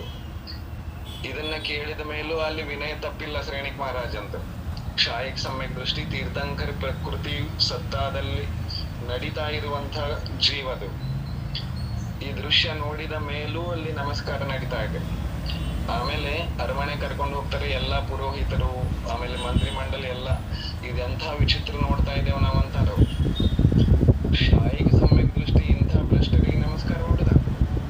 ಭಗವಾನ್ರು ಹೇಳಿದ ಎಲ್ಲರೇ ಒಂದಿಟ್ಟು ಏನಾರ ಹೆಚ್ಚ ಕಡಿಮೆ ಆಯ್ತೇನೋ, ನೀವು ಶಾಯಿಕ್ ಸಮ್ಯಕ್ ದೃಷ್ಟಿ ಅಂತ ಹೇಳಿದ್ರಿ ಭಗವಾನ್ರು, ಅದ್ರೊಳಗೆ ಏನಾರ ಫರಕ್ ಆಯ್ತೇನೋ, ಒಂದಿಟ್ಟು ವ್ಯತ್ಯಾಸ ಆಯ್ತೇನೋ ಅಂತ ಅವ್ರಿಗೆ ಚಿಂತೆ ಹತ್ತದ. ಉಳಿದವ್ರಿಗೆಲ್ಲ ಅವಾಗ ಶ್ರೇಣಿಕ್ ಮಹಾರಾಜ ಎಲ್ಲರಿಗೂ ಉತ್ತರ ಕೊಡ್ತಾರೆ. ಏನ್ ಕೊಡ್ತಾರೆ ಗೊತ್ತಾ? ನಾನು ಅವರಿಗೆ ನಮಸ್ಕಾರ ಮಾಡಿದ್ದು ಅವ್ರು ಮಾಡೋ ಕೆಲ್ಸಕ್ಕಲ್ಲ. ಮೊಟ್ಟ ಮೊದಲು ನನಗೆ ದೃಶ್ಯ ಏನ್ ಸಿಕ್ತಲ್ಲಿ, ದಿಗಂಬರ ಭಗವಾನರ ರೂಪ ಎಲ್ಲಿದೆಯಲ್ಲ, ಆ ರೂಪದೊಳಗೆ ಏನ್ ದೋಷ ಇಲ್ಲಲ್ಲ ಅಂತ ಕೇಳ್ತಾರೆ. ಯಾರು ಕೇಳ್ತಾರೆ? ಶ್ರೇಣಿಕ್ ಮಹಾರಾಜ ಉಳಿದವರಿಗೆಲ್ಲ, ಸಭೆಯಲ್ಲಿ ಕೂತವರಿಗೆಲ್ಲ ಕೇಳ್ತಾರೆ. ನಾನ್ ನಮಸ್ಕಾರ ಮಾಡಿದ್ದು ಅವರ ಪವಿತ್ರವಾದ ರೂಪಕ್ಕೆ, ದಿಗಂಬರ ಮುದ್ರೆಗೆ. ಅದು ನನ್ನ ಕರ್ತವ್ಯ ಅಂತ ಶ್ರೇಣಿಕ್ ಮಹಾರಾಜ ಹೇಳ್ತಾರೆ. ಆವಾಗ ಅವರಿಬ್ಬರು ಏನಿದಾರಲ್ಲ ಆ ಮುನಿ ವೇಷಧಾರಿ ದೇವತೆಗಳು ತಮ್ಮ ನಿಜವಾದ ರೂಪವನ್ನು ಪ್ರಕಟ ಮಾಡ್ತಾರೆ. ಇಂದ್ರ ಚರ್ಚೆ ಮಾಡ್ತಿದ್ದಪ್ಪ, ಶ್ರೇಣಿಕ್ ಮಹಾರಾಜ ನಿನ್ನಂತ ಸಮ್ಯಕ್ ದೃಷ್ಟಿ ಪವಿತ್ರ ಭಾವನಾಧಾರಿ ಯಾರಿಲ್ಲ ಅಂತ ಹೇಳ್ತಿದ್ರು. ಯೋಗಿ ಸಮ್ಯಕ್ ದೃಷ್ಟಿ, ಕ್ಷಾಯಿಕ್ ಸಮ್ಯಕ್ ದೃಷ್ಟಿ ಇದಾನೆ ಅಂತ ಹೇಳ್ತಿದ್ರು. ಅದು ಸತ್ಯ ಆಯ್ತು, ನಾವು ಪರೀಕ್ಷೆ ಮಾಡಕ್ ಬಂದಿದ್ದೀವಿ ಅಂತ ಹೇಳಿ ಅವನನ್ನ ಸನ್ಮಾನ ಮಾಡಿ ಗೌರವಿಸಿ ವಾಪಸ್ ಹೋಗ್ತಾರೆ. ಇಲ್ಲಿ ನಮಗೇನು ಆದರ್ಶ ಇದೆ ಇದರಲ್ಲಿ? ಕ್ಷಾಯಿಕ್ ಸಮ್ಯಕ್ ದೃಷ್ಟಿ ಇರುವಂತ ಜೀವ, ತೀರ್ಥಂಕರ ಆಗುವಂತ ಯೋಗ್ಯತಾ ಹೊಂದಿರುವಂತ ಜೀವ, ಮೀನ್ ಹಿಡಿಯುವಂತ ರೂಪದಲ್ಲಿ ನೋಡಿದರು ಏನ್ ಮಾಡಿದ್ರು ಅವರು? ನಮಸ್ಕಾರ. ನಾವು ಮಾಡ್ಬೇಕು ಅಷ್ಟೇ. ಅದು ಎಷ್ಟು ಮೊದಲಿಗೆ ದರ್ಶನ ಮಾಡಿದಾಗ ಅಲ್ಲಿ ಪರಿವರ್ತನೆ ಮಾಡ್ಲಿಕ್ಕಿದೆ. ಅಲ್ಲಿ ಅವ್ರು ಏನ್ ಮಾಡಿದ್ರು, ಸ್ಥಿತೀಕರಣಕ್ಕೂ ಪ್ರಯತ್ನ ಮಾಡಿದ್ರು. ಅದು ಸಮ್ಯಕ್ ದೃಷ್ಟಿ ಲಕ್ಷಣ ಇದೆ. ನಮಸ್ಕಾರ ಯಾಕೆ ಮಾಡಿದ್ರು? ಅವ್ರು ಮೀನ್ ಹಿಡಿತಾ ಇದಾರಲ್ಲ ಅದಕ್ಕಲ್ಲ, ಅವ್ರು ಮಾಡಿರೋ ಅನಾಚಾರಕ್ಕಲ್ಲ.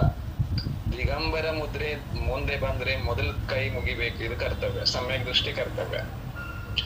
ಆಮೇಲೆ ಅವ್ರ ಜೊತೆ ಇರ್ಬೇಕು ಇರಬಾರ್ದು ಆಮೇಲಿನ ವಿಚಾರ. ಸಾಧ್ಯ ಆದ್ರೆ ಅವರಂತೆ ಶ್ರೇಣಿಕ ಮಹಾರಾಜರಂತೆ ಸ್ಥಿತೀಕರಣಕ್ಕೆ ಮುಂದಾಗಬೇಕು. ಇಲ್ಲ ಸುಮ್ಮನೆ ನಮ್ಮಷ್ಟಕ್ಕೆ ನಾವು ಇದ್ದು ಬಿಡ್ಬೇಕು. ಇನ್ನು ಅವರ ದೋಷಗಳನ್ನೆಲ್ಲ ಆಡ್ಕೊಂಡಿರ್ಬಾರ್ದು. ಮತ್ತೆ ಇನ್ನೊಂದೇನು, ನಾವು ಈಗ ಹೆಂಗ್ ಮಾಡ್ಬೇಕು, ನಮಗಂತೂ ಅವ್ರು ಏನಿದ್ದಾರೆ ನಮ್ಗೆ ಗೊತ್ತಿಲ್ಲ. ನಮ್ಗೆ ಮುಂದೆ ಬಂದಾಗ ಅವ್ರು ಏನಿದ್ದಾರೆ ದಿಗಂಬರ ಮುದ್ರೆಯಿಂದ ಇರ್ತಾರೆ. ಮುನಿಚರೆಯಿಂದ ಬರುವಾಗಲೂ ಕೂಡ ಅವರು ಮುನಿಗಳ ಹಾಗೇನೆ ಬರ್ತಿರ್ತಾರೆ, ಹೋಗುವಾಗಲೂ ಮುನಿಗಳ ಹಾಗೇನೆ ಹೋಗ್ತಿರ್ತಾರೆ. ಅಲ್ಲೇನು ವ್ಯತ್ಯಾಸ ಇಲ್ಲ. ಅವ್ರಿನ್ನ ಏನ ಮಾಡಿದ್ರು ಅದು ಅವ್ರು ಸೆಪರೇಟ್ ಏರಿಯಾದೊಳಗೆ ಮಾಡ್ತಿರ್ತಾರೆ, ಅದು ನಮಗ್ ಸಂಬಂಧ ಇಲ್ಲ. ಮತ್ತೆ ಇನ್ನು ಅವ್ರ ಸಮ್ಯಕ್ ದೃಷ್ಟಿನೋ ಅಥವಾ ಭಾವಲಿಂಗಿನೋ ದ್ರವ್ಯಲಿಂಗಿನೋ ನಾವು ಅಷ್ಟೇ. ಅಂದ್ರೆ ಇದು ದ್ರವ್ಯಲಿಂಗ ಭಾವಲಿಂಗ ಇದು ಭಾವದ ವಿಷಯ ಇದೆ. ಇದು ಅರಿಹಂತ ಭಗವಾನ್ ಅಂದ್ರೆ ಕೇವಲಿ ಭಗವಂತರಿಗೆ ತಿಳಿಯುವಂತ ವಿಷಯ ಇದೆ. ನಾವು ನೋಡ್ಬೇಕಾಗಿದ್ದು ಅವ್ರು ಮುನಿ ಧರ್ಮವನ್ನ ಆಚರಣೆಯಲ್ಲಿ ತರ್ತಾ ಇದ್ದಾರೋ ಇಲ್ಲೋ. ಇನ್ನು ಶ್ರೇಣಿಕ್ ಮಹಾರಾಜನಷ್ಟು ನಾವು ಉತ್ಕೃಷ್ಟ ಇಲ್ಲ, ಅಷ್ಟೊಂದೆಲ್ಲ ನಾವು ಅಂತ ಅವಸ್ಥೆನಲ್ಲಿ ಏನ್ ನಮಸ್ಕಾರ ಮಾಡೋದೇನು ಅವಶ್ಯಕತೆ ಇಲ್ಲ. ಆದ್ರೂ ಒಂದು ವ್ಯವಸ್ಥೆ ಇದೆ, ಆ ವ್ಯವಸ್ಥೆಗೆ ಅನುಸಾರವಾಗಿ ನಾವು ವಿನಯ ತೋರಿಸೋದಷ್ಟೇ. ಈ ಲ್ಯಾಪ್ಟಾಪ್ ಮೊಬೈಲ್ ಇಟ್ಕೊಂಡಿದ್ದಾರೆ ಅಂದ್ರೆ ಅವರು ಅಪರಿಗ್ರಹಿ ಆಗ್ಲಿಲ್ಲ, ಅವಾಗ ಪರಿಗ್ರಹಿಗಳಾದ್ರು. ಸೊ ಹಾಗಾಗಿ ಅವರ ದೋಷ ಇದೆ ಅಂತ ನಾವು ಕಾಣಿಸ್ಬೋದಲ್ಲವೇ? ಲ್ಯಾಪ್ಟಾಪ್ ಇರುವಾಗ ಯಾಕೆ ಅವ್ರ ಹತ್ರ ಹೋಗ್ತೀರಿ? ಲ್ಯಾಪ್ಟಾಪ್ ಮಾಡ್ರಿ. ಲ್ಯಾಪ್ಟಾಪ್ ಬಿಟ್ಟು ತಿರ್ಗಾಡ್ತಿರ್ತಾರಲ್ಲ, ಆಹಾರಕ್ಕೆ ಬರ್ತಿರ್ತಾರೆ, ಅವಾಗ ನಮಸ್ಕಾರ ಮಾಡ್ರಿ. ಪ್ರವಚನ ಹೇಳಿರ್ತಾರೆ, ಅವಾಗ ನಮಸ್ಕಾರ ಮಾಡ್ರಿ. ಅಲ್ಲ, ನಮ್ ಗಮನಕ್ಕೆ ಬಂದಿರ್ತದಲ್ಲ, ಗಮನಕ್ಕೆ ಬರ್ದೇ ಇದ್ರೆ ಸರಿ. ನಮ್ ಗಮನಕ್ಕೆ ಇವರು ಲ್ಯಾಪ್ಟಾಪ್ ಯೂಸ್ ಮಾಡ್ತಾರೆ, ಮೊಬೈಲ್ ಯೂಸ್ ಮಾಡ್ತಾರೆ, ನಮ್ ಗಮನ ಅದೆಲ್ಲ ನಾವು ಇಲ್ಲಿ ಚರ್ಚೆ ಮಾಡುವಂತ ವಿಷಯ ಅಲ್ಲ. ಇದು ಇಷ್ಟೇ ಇರೋದು ಆಚರಣೆ. ಅವ್ರಿಗೆ ಮೂಲ ಗುಣಗಳಿದಾವ, ನಮಸ್ಕಾರ ಮಾಡಿ. ನಾ ಶ್ರೇಣಿಕ್ ಮಹಾರಾಜಂದು ಉದಾಹರಣೆ ಯಾಕೆ ಕೊಟ್ಟೆ, ಅದು ಸುಪ್ರೀಂ ಉದಾಹರಣೆ. ನಾವು ಹಾಗೆ ನೋಡಿ, ನಾವು ಹಾಗೆ ಇರ್ಬೇಕಂತೇನಿಲ್ಲ. ಅವ್ರು ಏನ ಮಾಡಿದ್ರು ಅವ್ರದೇನ್ ಕ್ಷಾಯಿಕ ಸಮಸ್ಯೆ ಏನು ಅಷ್ಟಾಗಂಗಿಲ್ಲ. ಆದ್ರೆ ನಾವು ಹೇಗಿರ್ಬೇಕು ಅಂದ್ರೆ ನಮ್ಮಿಂದ ಅವಿನಯ ಅಂತೂ ಆಗಬಾರದು. ನಾವ್ ಏನು ಮಾಡಿದ್ರು ಆಯ್ತು, ಬಿಟ್ರು ಆಯ್ತು. ನಾವು ಅವಿನಯ ಮಾಡೋ ಅವಶ್ಯಕತೆ ಇಲ್ಲ. ತಿಳಿತ್ರಿ? ಸರಿ. ಅಂದ್ರೆ ನಮ್ಮಲ್ಲಿ ದೋಷ ಬರ್ದೇ ಇರಂಗ್ ನಾವು ನಡ್ಕೊಳ್ಬೇಕು, ನಮ್ಮ ಪರಿಣಾಮ ನಾವು ನಡ್ಕೊಳ್ಬೇಕು. ಹೌದು. ಭಾವ ಕೆಡ್ತಿದೆ ಅಂದ್ರೆ ದೂರ ಇರ್ಬೇಕಷ್ಟೇ. ಸರಿ.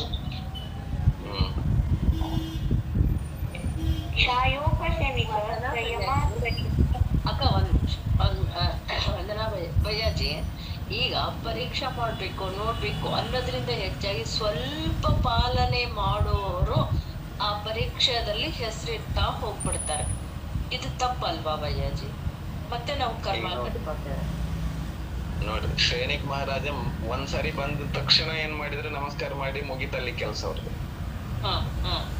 ಮುಂದೇನ್ ಮಾಡ್ಲಿಕ್ಕೆ ಶುರು ಮಾಡಿದ್ರು, ಅವರು ಸ್ಥಿತೀಕರಣದ ಕೆಲಸದಲ್ಲಿ ತೊಡಗಿದ್ರು. ನೀವು ಮಾಡ್ತಾ ಇರೋದು ತಪ್ಪು ಅಂತ ಅವ್ರಿಗೆ ಹೇಳ್ತಿದಾರೆ, ಅವ್ರು ಬೇರೆಯವ್ರಿಗೆ ಹೇಳೇ ಇಲ್ಲ. ಅವ್ರಿಗೆ ನೀವು ಸುಧಾರಿಸ್ಕೊಳ್ಳೋದಾದ್ರೆ ನಿಮ್ಗೆ ಏನ್ ಬೇಕು ಅದನ್ನ ಕೊಡ್ತೀನಿ ನಡೀರಿ ಅಂತ ಅರಮನೆ ಕರ್ಕೊಂಡು ಹೋದ್ರು.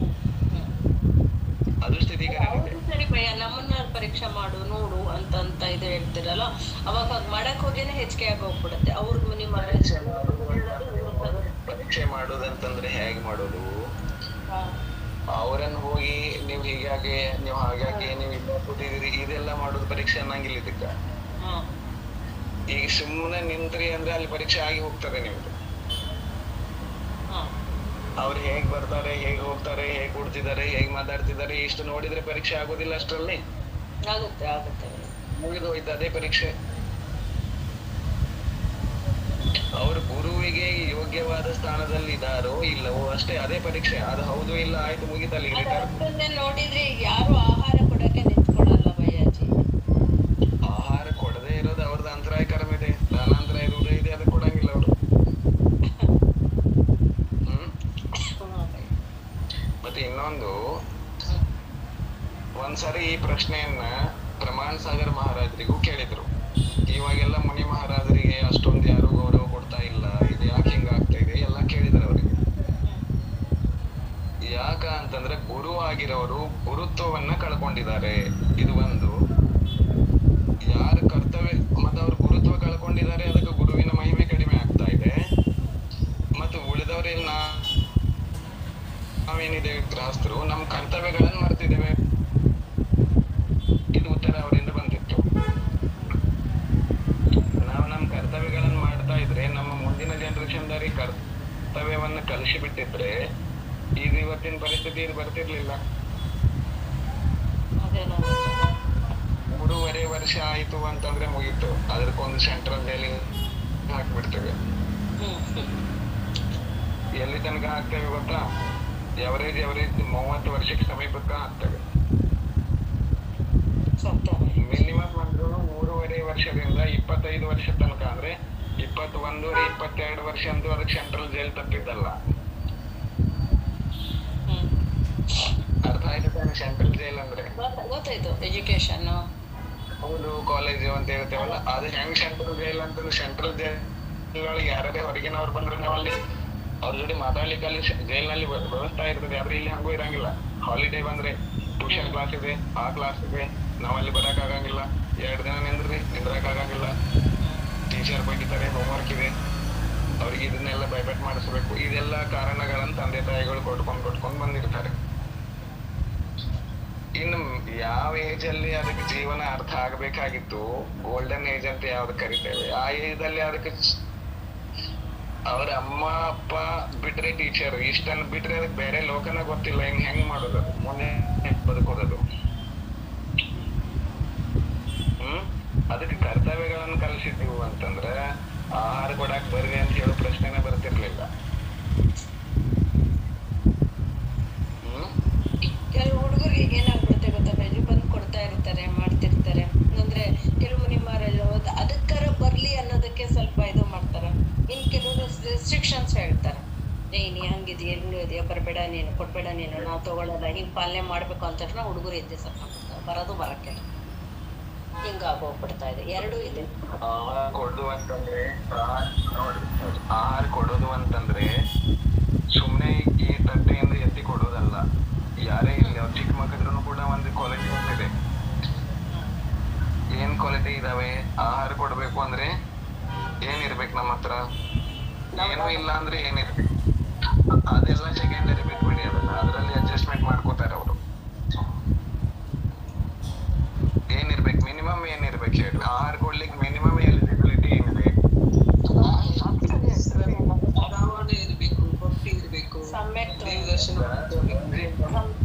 ನೋಡ್ರಿ, ಮೋಂಜಿ ಬಂಧನ ಮಾಡಿಸ್ತಿರಿಲ್ಲ, ಅದೇನದು? ಉಪದೇಶ. ಅಷ್ಟಮೂಲ ಗುಣ ಸಪ್ತವ್ಯಸಂತ ಯಾರು ಮಾಡಿಸಿರ್ತೀರಿ, ಅಷ್ಟು ಮೂಲ ಗುಣ ಧಾರಣೆ ಮಾಡ್ತಿರ್ತೀರಿ. ಇದು ಮಿನಿಮಮ್ ಎಲಿಜಿಬಿಲಿಟಿ ಇದೆ. ಅಷ್ಟು ನಮ್ಮ ಮಕ್ಕಳಲ್ಲಿ ಇತ್ತು ಅಂತಂದ್ರೆ ಯಾಕೆ ಅವರ ಆಹಾರ ತಗೊಳ್ಳೋದಿಲ್ಲ? ಇದನ್ನೇ ಹೇಳ್ತಿದಾರಲ್ಲ ಅವ್ರು, ಮತ್ತೇನ್ ಬೇರೆ ಹೇಳ್ತಿದ್ದಾರೆ? ನೀವು ಕೊಡಬಾರ್ದು, ಈ ಮಗುಗಳು ಅವ್ರು ಆ ಹುಡುಗರಿಗೆ ಗೋಕುಲಾರ್ಕದಲ್ಲಿ ಇದನ್ನ ಪಾಲನೆ ಮಾಡ್ಕೊಂತ ಬಂದಾಗ ಅವ್ರು ಹೊರಗಡೆಗಿದ್ದು ಜಾಬ್ ಮಾಡಿ ಅಥವಾ ಏನೋ ಒಂದು ಇದು ಮಾಡ್ತಿರ್ತಾರೆ. ಅವಾಗ ಬಂದು ನಾವು ಕೂಡ ಇಷ್ಟ ಆಗಿ ಬಂದಾಗ ಅವ್ರಿಗೆ ಕಂಡೀಷನ್ಸ್ ಹಾಕ್ಬಿಡ್ತಾರೆ. ಅವ್ರು ಏನ್ ಮಾಡ್ತಾರೆ ಹುಡುಗರು, ಅವತ್ತಿನ ದಿವಸ ಮಾತ್ರ ಹಿಂದಿನ ದಿವಸ ನಾಳೆ ದಿವಸ ಎಲ್ಲದ್ರದ್ದು ತ್ಯಾಗ ಇರ್ತದೆ. ಯಾಕಂದ್ರೆ ಅಲ್ಲಿ ಹೋದ್ಮೇಲೆ ಮತ್ತೆ ಅವ್ರು ಇದು ಆಗ್ಬೇಕಲ್ಲ, ನೀವು ಹೊರಗಿನ ಸ್ವೀಟ್ಸ್ ತಿನ್ಬೇಡಿ ಇದು ಮಾಡ್ಬೇಡಿ ಅಂತ ತಕ್ಷಣ ಕಷ್ಟ ಬಂದ್ಬಿಡುತ್ತ ಅವ್ರಿಗೆ. ಅದೇ ಸಮಸ್ಯೆ ಇರೋದೇ ಅಲ್ಲೇ. ಅಲ್ಲೇ ಅದೇ ಭಯ. ನಾವೇನ್ ಮಾಡಿದ್ದೇವೆ ನೋಡಿ, ಈಗ ಇದು ಉದಾಹರಣೆ, ಬೇರೆ ಉದಾಹರಣೆ ತಗೊಳ್ರಿ ಲಕ್ಷ್ಯ. ಈಗ ನಾವೇನ್ ಮಾಡಿದ್ದೇವೆ, ಮಾವಿನ ಮರ ಅಂತ ತಿಳ್ಕೊಂಡು ಬೇವಿನ ಮರವನ್ನ ದೊಡ್ಡದಾಗಿ ಬೆಳೆಸಿದ್ದೇವೆ.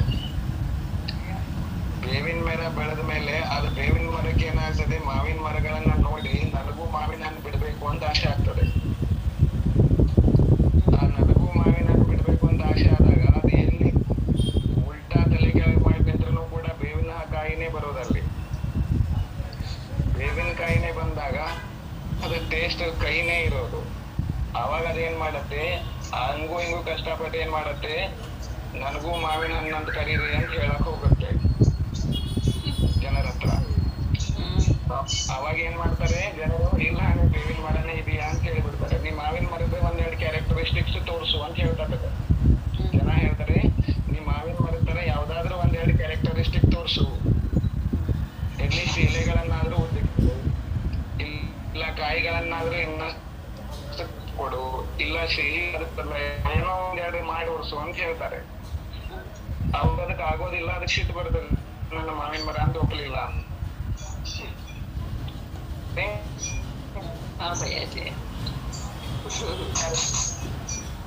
ಮಾವಿನ ಮರ ಅಥವಾ ಅದು ಮಾವಿನ ಮರ ಆಗದೆ ಇರೋದಕ್ಕೆ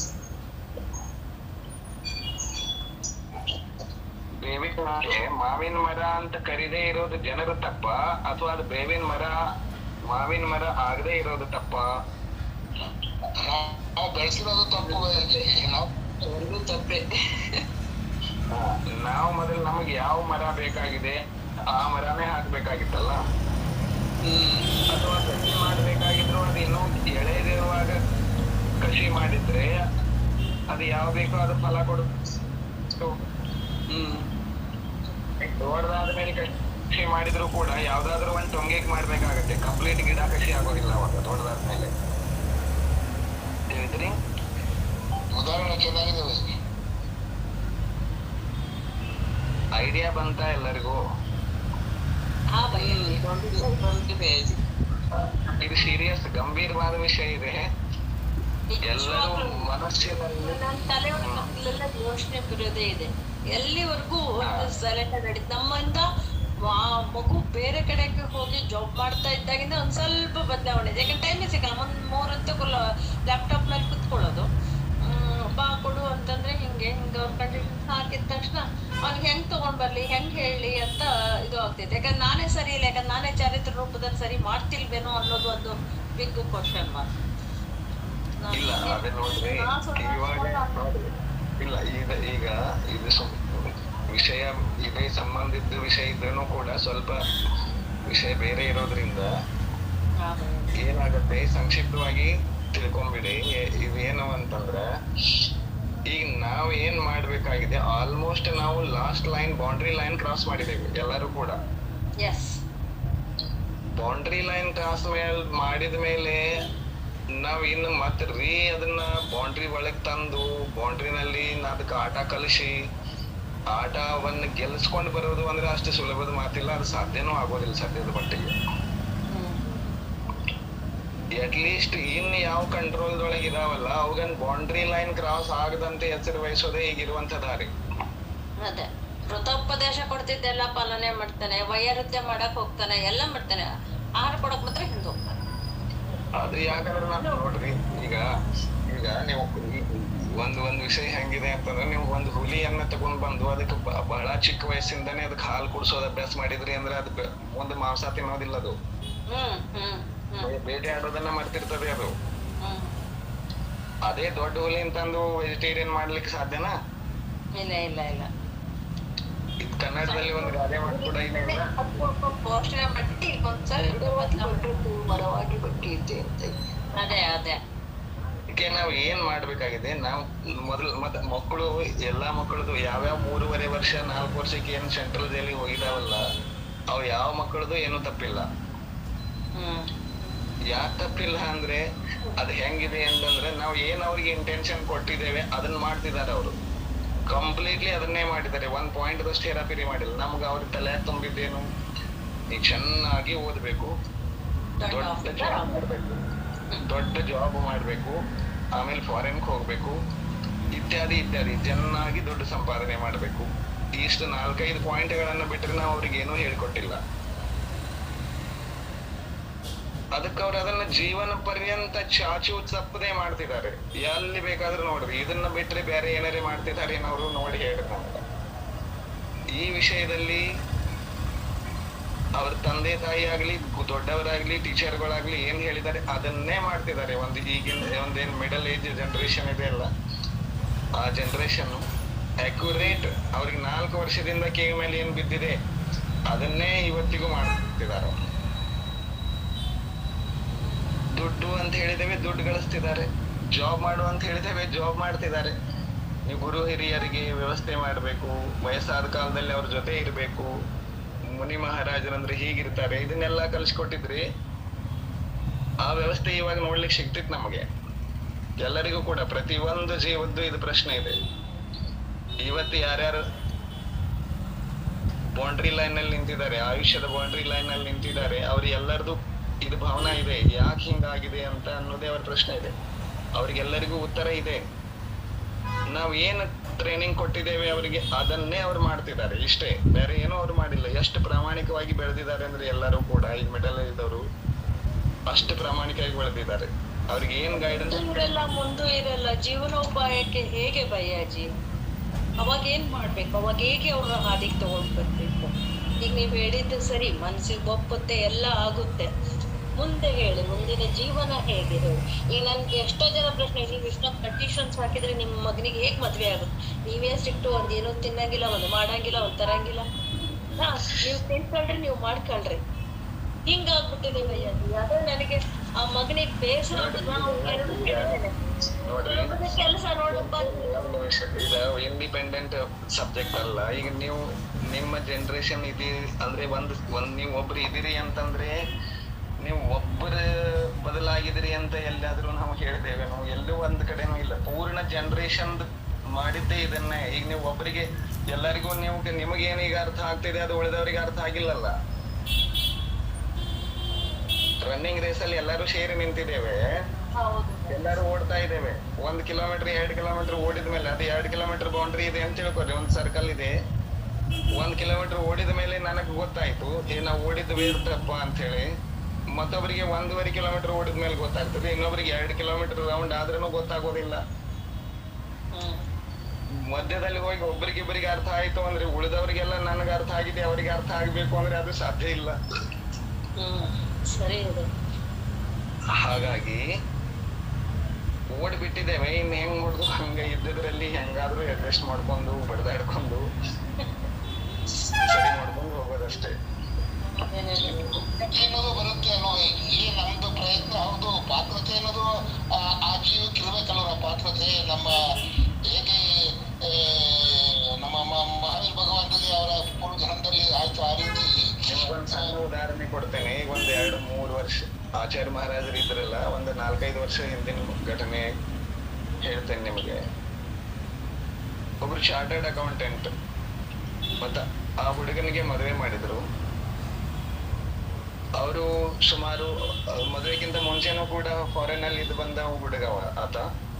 ಮದುವೆ ಮಾಡಿ ಮರುದಿನಾನೇ ಆಚಾರ್ಯಶ್ರೀ ಹತ್ರ ಹೋಗಿ 2 ಪ್ರತಿಮಾ ತಗೊಂಡು ಬಂದ ಹುಡುಗ, ಗಂಡ ಅಂತ ಇಬ್ರು ಕೂಡ.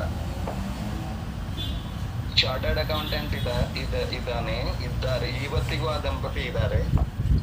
ಮದುವೆಯಾದ ಮರುದಿನವೇ 2 ಪ್ರತಿಮಾ, ಇಬ್ರು ಗಂಡ ಹೆಂಡತಿ. ಹೇಗೆ ಸಾಧ್ಯ ಇದು?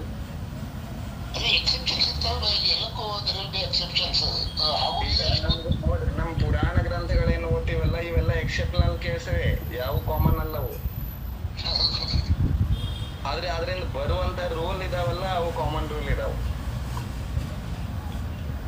ಈಗ ಭದ್ರಬಾಹು ಮಹಾರಾಜರ ಇತಿಹಾಸ ನೋಡಿದ್ರಿ ಅಂತಂದ್ರೆ ಇದು ವಿಷಯಾಂತರ ಬಹಳ ಆಗ್ತಿದೆ, ಇದು ಇಲ್ಲಿಗೆ ಬಿಟ್ರೆ ಒಳ್ಳೇದು, ಆಮೇಲೆ ಬೇಕಾದ್ರೆ ಚರ್ಚೆ ಮಾಡೋಣ. ಭದ್ರಬಾಹು ಮಹಾರಾಜರದ ಸಂಘ ಈ ಕಡೆ ಬಂದಾಗ ಭದ್ರಬಾಹು ಮಹಾರಾಜರ ಸಂಘದಲ್ಲಿ ಮೊದಲಿಗೆ ಎಷ್ಟು ಜನ ಮುನಿ ಮಹಾರಾಜರಿದ್ರು? 22,000 ಜನ. 24,000 ಜನ ಇದ್ರು. 12,000 ಜನ ಅಲ್ಲೇ ಉಳ್ಕೊಂಡ್ರು ಶ್ರಾವಕರ ಮಾತು ಕೇಳಿ ಉತ್ತರದಲ್ಲಿ. ಇನ್ನು 12,000 ಜನ ಮುನಿ ಮಹಾರಾಜರ ಸಂಘ ತಗೊಂಡ್ ಬರ್ತಾ ಇದ್ರು. ಅವ್ರ ಈ ಕಡೆ ಬಂದಾಗ ಸ್ವಲ್ಪ ಕಲ್ಪನೆ ಮಾಡ್ಕೊಳ್ಳಿ, ಒಂದು ಊರು ಬಂದಿದೆ ಅಂತ ತಿಳ್ಕೊರಿ. 12,000 ಮುನಿ ಮಹಾರಾಜರ ಸಂಘಕ್ಕೆ ಆಹಾರದ ವ್ಯವಸ್ಥೆ ಬೇಡ, ಆದ್ರೆ ಒಂದು 6,000 ಜನ ಉಪವಾಸ ಇದಾರ ಅಂತ ತಿಳ್ಕೊರಿ. ಇನ್ 6,000 ಮುನಿ ಮಹಾರಾಜರಿಗೆ ಆಹಾರದ ವ್ಯವಸ್ಥೆ ಮಾಡ್ಲಿಕ್ಕೆ ವ್ಯವಸ್ಥೆ ಇತ್ತು ತಾನೆ? ಅಷ್ಟು ದೊಡ್ಡ ಸಂಘದ ವಿಹಾರ ಮಾಡ್ಕೊಂಡ್ ಬರ್ತಿದ್ದಾರೆ ಅಂದ್ರೆ 6,000 ಜನ ಬ್ಯಾಡಪ್ಪ, 10,000 ಜನ ಉಪವಾಸ ಮಾಡ್ತಾರೆ ಅಂತ ತಿಳ್ಕೊರಿ. 2,000 ಜನ ಆದ್ರೂ ಆಹಾರ ಮಾಡೋರಲ್ಲ 12,000. 2,000 ಜನಕ್ಕೆ ಆಹಾರ ಕೊಡುವಷ್ಟು ಯೋಗ್ಯತೆ ಇದ್ದಂತ ಶ್ರಾವಕರಿದ್ರು ತಾನೆ? ಅಲ್ಲಿ ಹೋಗ್ಬೇಡ್ರಿ, ಇಲ್ಲಿ ಭದ್ರಗಿರಿ ಕ್ಷೇತ್ರ ಇದೆ, ಇದು ತೇರ್ದಾಳ, ಹಳಿಂಗಿಳಿ, ಹನಗಂಡಿ ಏರಿಯಾ ಇದೆಯಲ್ಲ, ಇದು ಒಂದು ಭದ್ರಬಾಹು ಮಹಾರಾಜರದ ಸಂಘಸ್ಥ 772 ಮುನಿ ಮಹಾರಾಜರ ಸಮಾಧಿ ಆದಂತ ಜಾಗ ಇದು. ಇದೊಂದು ಏರಿಯಾ ಇದೆ ಇಲ್ಲಿ ಈ ಬಾಗಲಕೋಟೆ ಜಿಲ್ಲೆಯಲ್ಲಿ. ಆ ಏರಿಯಾದ ಗುಡ್ಡದಲ್ಲಿ ಇಲ್ಲಿ ಸಮಾಧಿ ಮಾಡ್ಕೊಳ್ಲಿಕ್ಕೆನೆ ಏಕಕಾಲದಲ್ಲಿ 772 ಜನ ಇಲ್ಲಿ ಉಳ್ಕೊಂಡ್ರು. ಉಳಿದ ಸಂಘ ಮುಂದೆ ಹೋಯ್ತು ಅಂದ್ರೆ ಈ ಜಾಗದಲ್ಲಿ 772 ಮುನಿ ಮಹಾರಾಜರದ ವ್ಯವಸ್ಥೆ ಅಟ್ಲೀಸ್ಟ್ ಅವ್ರು ಸಮಾಧಿ ಮಾಡ್ಕೊಳ್ಳೋರಿದ್ದಾರೆ ಅಂದ್ರೆ ಅವರಿಗೆ ಒಂದ್ 4 ದಿನ ಅದು ಎಲ್ಲರದು ಒಮ್ಮೆ ಅಂತೂ ಜಮಸಲ್ಲೇಖನ ಒಂದ್ 15 ದಿನ ಆದ್ರೂ ವ್ಯವಸ್ಥೆ ಮಾಡಿರ್ಬಹುದಲ್ಲ ಇಲ್ಲಿ ಜನ. 772 ಮುನಿಗಳಿಗೆ ಒಂದು ಚಿಕ್ಕ ಊರುಗಳು ಇರುವಂತ ಜಾಗ ಇದು. ಅತಿ ಚಿಕ್ಕ ಹಳ್ಳಿಗಳು, ಬೆಂಗಳೂರಿನ ಹಳ್ಳಿಗಳಿಗೆ ಹೋಲಿಸಿದ್ರೆ ಬಹಳ ಚಿಕ್ಕ, ಅರ್ಧ ಏರಿಯಾನೂ ಆಗೋದಿಲ್ಲ, ಅಷ್ಟು ಒಂದೊಂದು ಊರು ಇದಾವೆ. ಅಷ್ಟು ಊರುಗಳಲ್ಲಿ ಅಂಥ ದೊಡ್ಡ ಸಂಘದ ಆಹಾರದ ವ್ಯವಸ್ಥೆ, ವೈಯಕ್ತಿಕ ವ್ಯವಸ್ಥೆ ಹೇಗೆ ಸಾಧ್ಯ ಇತ್ತು? ಅಂದ್ರೆ ಎಲ್ಲರೂ ಕೂಡ ತಮ್ಮ ಕರ್ತವ್ಯದಲ್ಲಿ ಸರಿಯಾಗಿದ್ರು. ಇದು ನನ್ನ ಕರ್ತವ್ಯ ಅಂತ ಪ್ರತಿಯೊಬ್ಬರಿಗೆ ಗೊತ್ತಿತ್ತು, ಮಾಡ್ತಿದ್ರು. ತಿಳಿದ್ರಿ?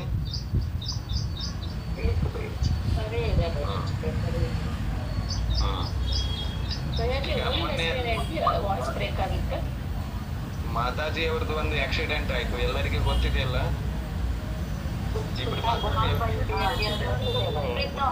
ಅವ್ರು ಹೇಗ್ ತಗೊಂಡ್ ಬಂದ್ರು ಸಾವು ಭಗವಂತ. ಇನ್ನೊಂದು ವಿಚಾರ ಅಲ್ಲಿ ನೋಡ್ರಿ, ಮಾತಾಜಿ ಅವ್ರ ಬಳಿ ಯಾರಾದ್ರೂ ಶ್ರಾವಕರು ಇದ್ದಾರ? ಯಾಕೆ ಇರ್ಲಿಲ್ಲ? ತಪ್ಪು ಯಾರ್ದದು? ಈಗ ನಮ್ಗೆ ಅಂಥದ್ದೇನಾದ್ರೂ ಬರಗಾಲ ಪರಿಸ್ಥಿತಿ ಇದೆಯೇನು? ಮಾತಾಜಿ ಅವರ ಜೊತೆ ಅವ್ರಿಗೆ ಈ ಜಾಗದಿಂದ ಮತ್ತೊಂದ್ ಜಾಗಕ್ಕೆ ವಿಹಾರ ಮಾಡಿಸುವಷ್ಟು ಟೈಮ್ ಇರಲಾರ್ದಷ್ಟು ನಮಗ್ ಬಿಡುವಾಗಿದ್ರೆ, ಬಿಡು ಇಲ್ಲದೆ ಇದ್ರೆ ಅವರನ್ನ ಯಾಕೆ ನಾವು ಊರೊಳಗೆ ಇಟ್ಕೊಂಡೆ ಅಥವಾ ಅವ್ರ ಜೊತೆ ಹೋಗದೆ ಇರುವಂತ ನಮ್ಗೆ ಇಡೀ ಊರಲ್ಲಿ ಅಟ್ಲೀಸ್ಟ್ ಒಂದು 10 ಮನೆ ಇದ್ರು, 1 ಮನೆಯವ್ರು ಹೋದ್ರು ಅವ್ರು ಬದುಕ್ತಿದ್ರಲ್ಲ. ಅವ್ರ ಜೊತೆ ಎಲ್ಲಿ ಆಕ್ಸಿಡೆಂಟ್ ಆಗ್ತಾವಲ್ಲ ಅಲ್ಲಿ ಒಂದು ಗಂಭೀರತೆ ನಾನು ಬಿಟ್ಕೊಳ್ಳಿ, ಅಲ್ಲಿ ಅವ್ರ ಜೊತೆ ಯಾರು ಇರಂಗಿಲ್ಲ. ಇಂಥದ್ದೆಲ್ಲ ಯಾರದ ಕಾರಣದಿಂದ ಆಗ್ತಾ ಇದೆ? ಸಾಧು ಸಂತರೇನ ಅವ್ರವ್ರ ಕರ್ತವ್ಯದಲ್ಲಿ ಅವ್ರು ಇದ್ದಾರೆ, ಸಾಧ್ವಿಗಳೆಲ್ಲ. ನಾವು ನಮ್ ಕರ್ತವ್ಯ ಮಾಡ್ಲಿಕ್ಕೆ ತಯಾರಿಲ್ಲ ಅಷ್ಟೇ. ನಮಗ್ ಬೇಕಾಗಿದೆ ಏನ್ ಬೇಕಾಗಿದೆ ಅದೆಲ್ಲರಿಗೂ ಗೊತ್ತಿದೆ. ಇನ್ ಮುಂದೋದ್ರಿ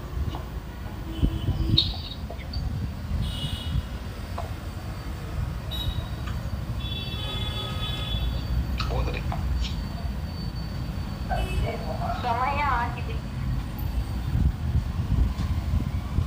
ಸರಿ, ದಿನಮಾನ ಹೇಳಿ. ಹಾ ಸರಿ.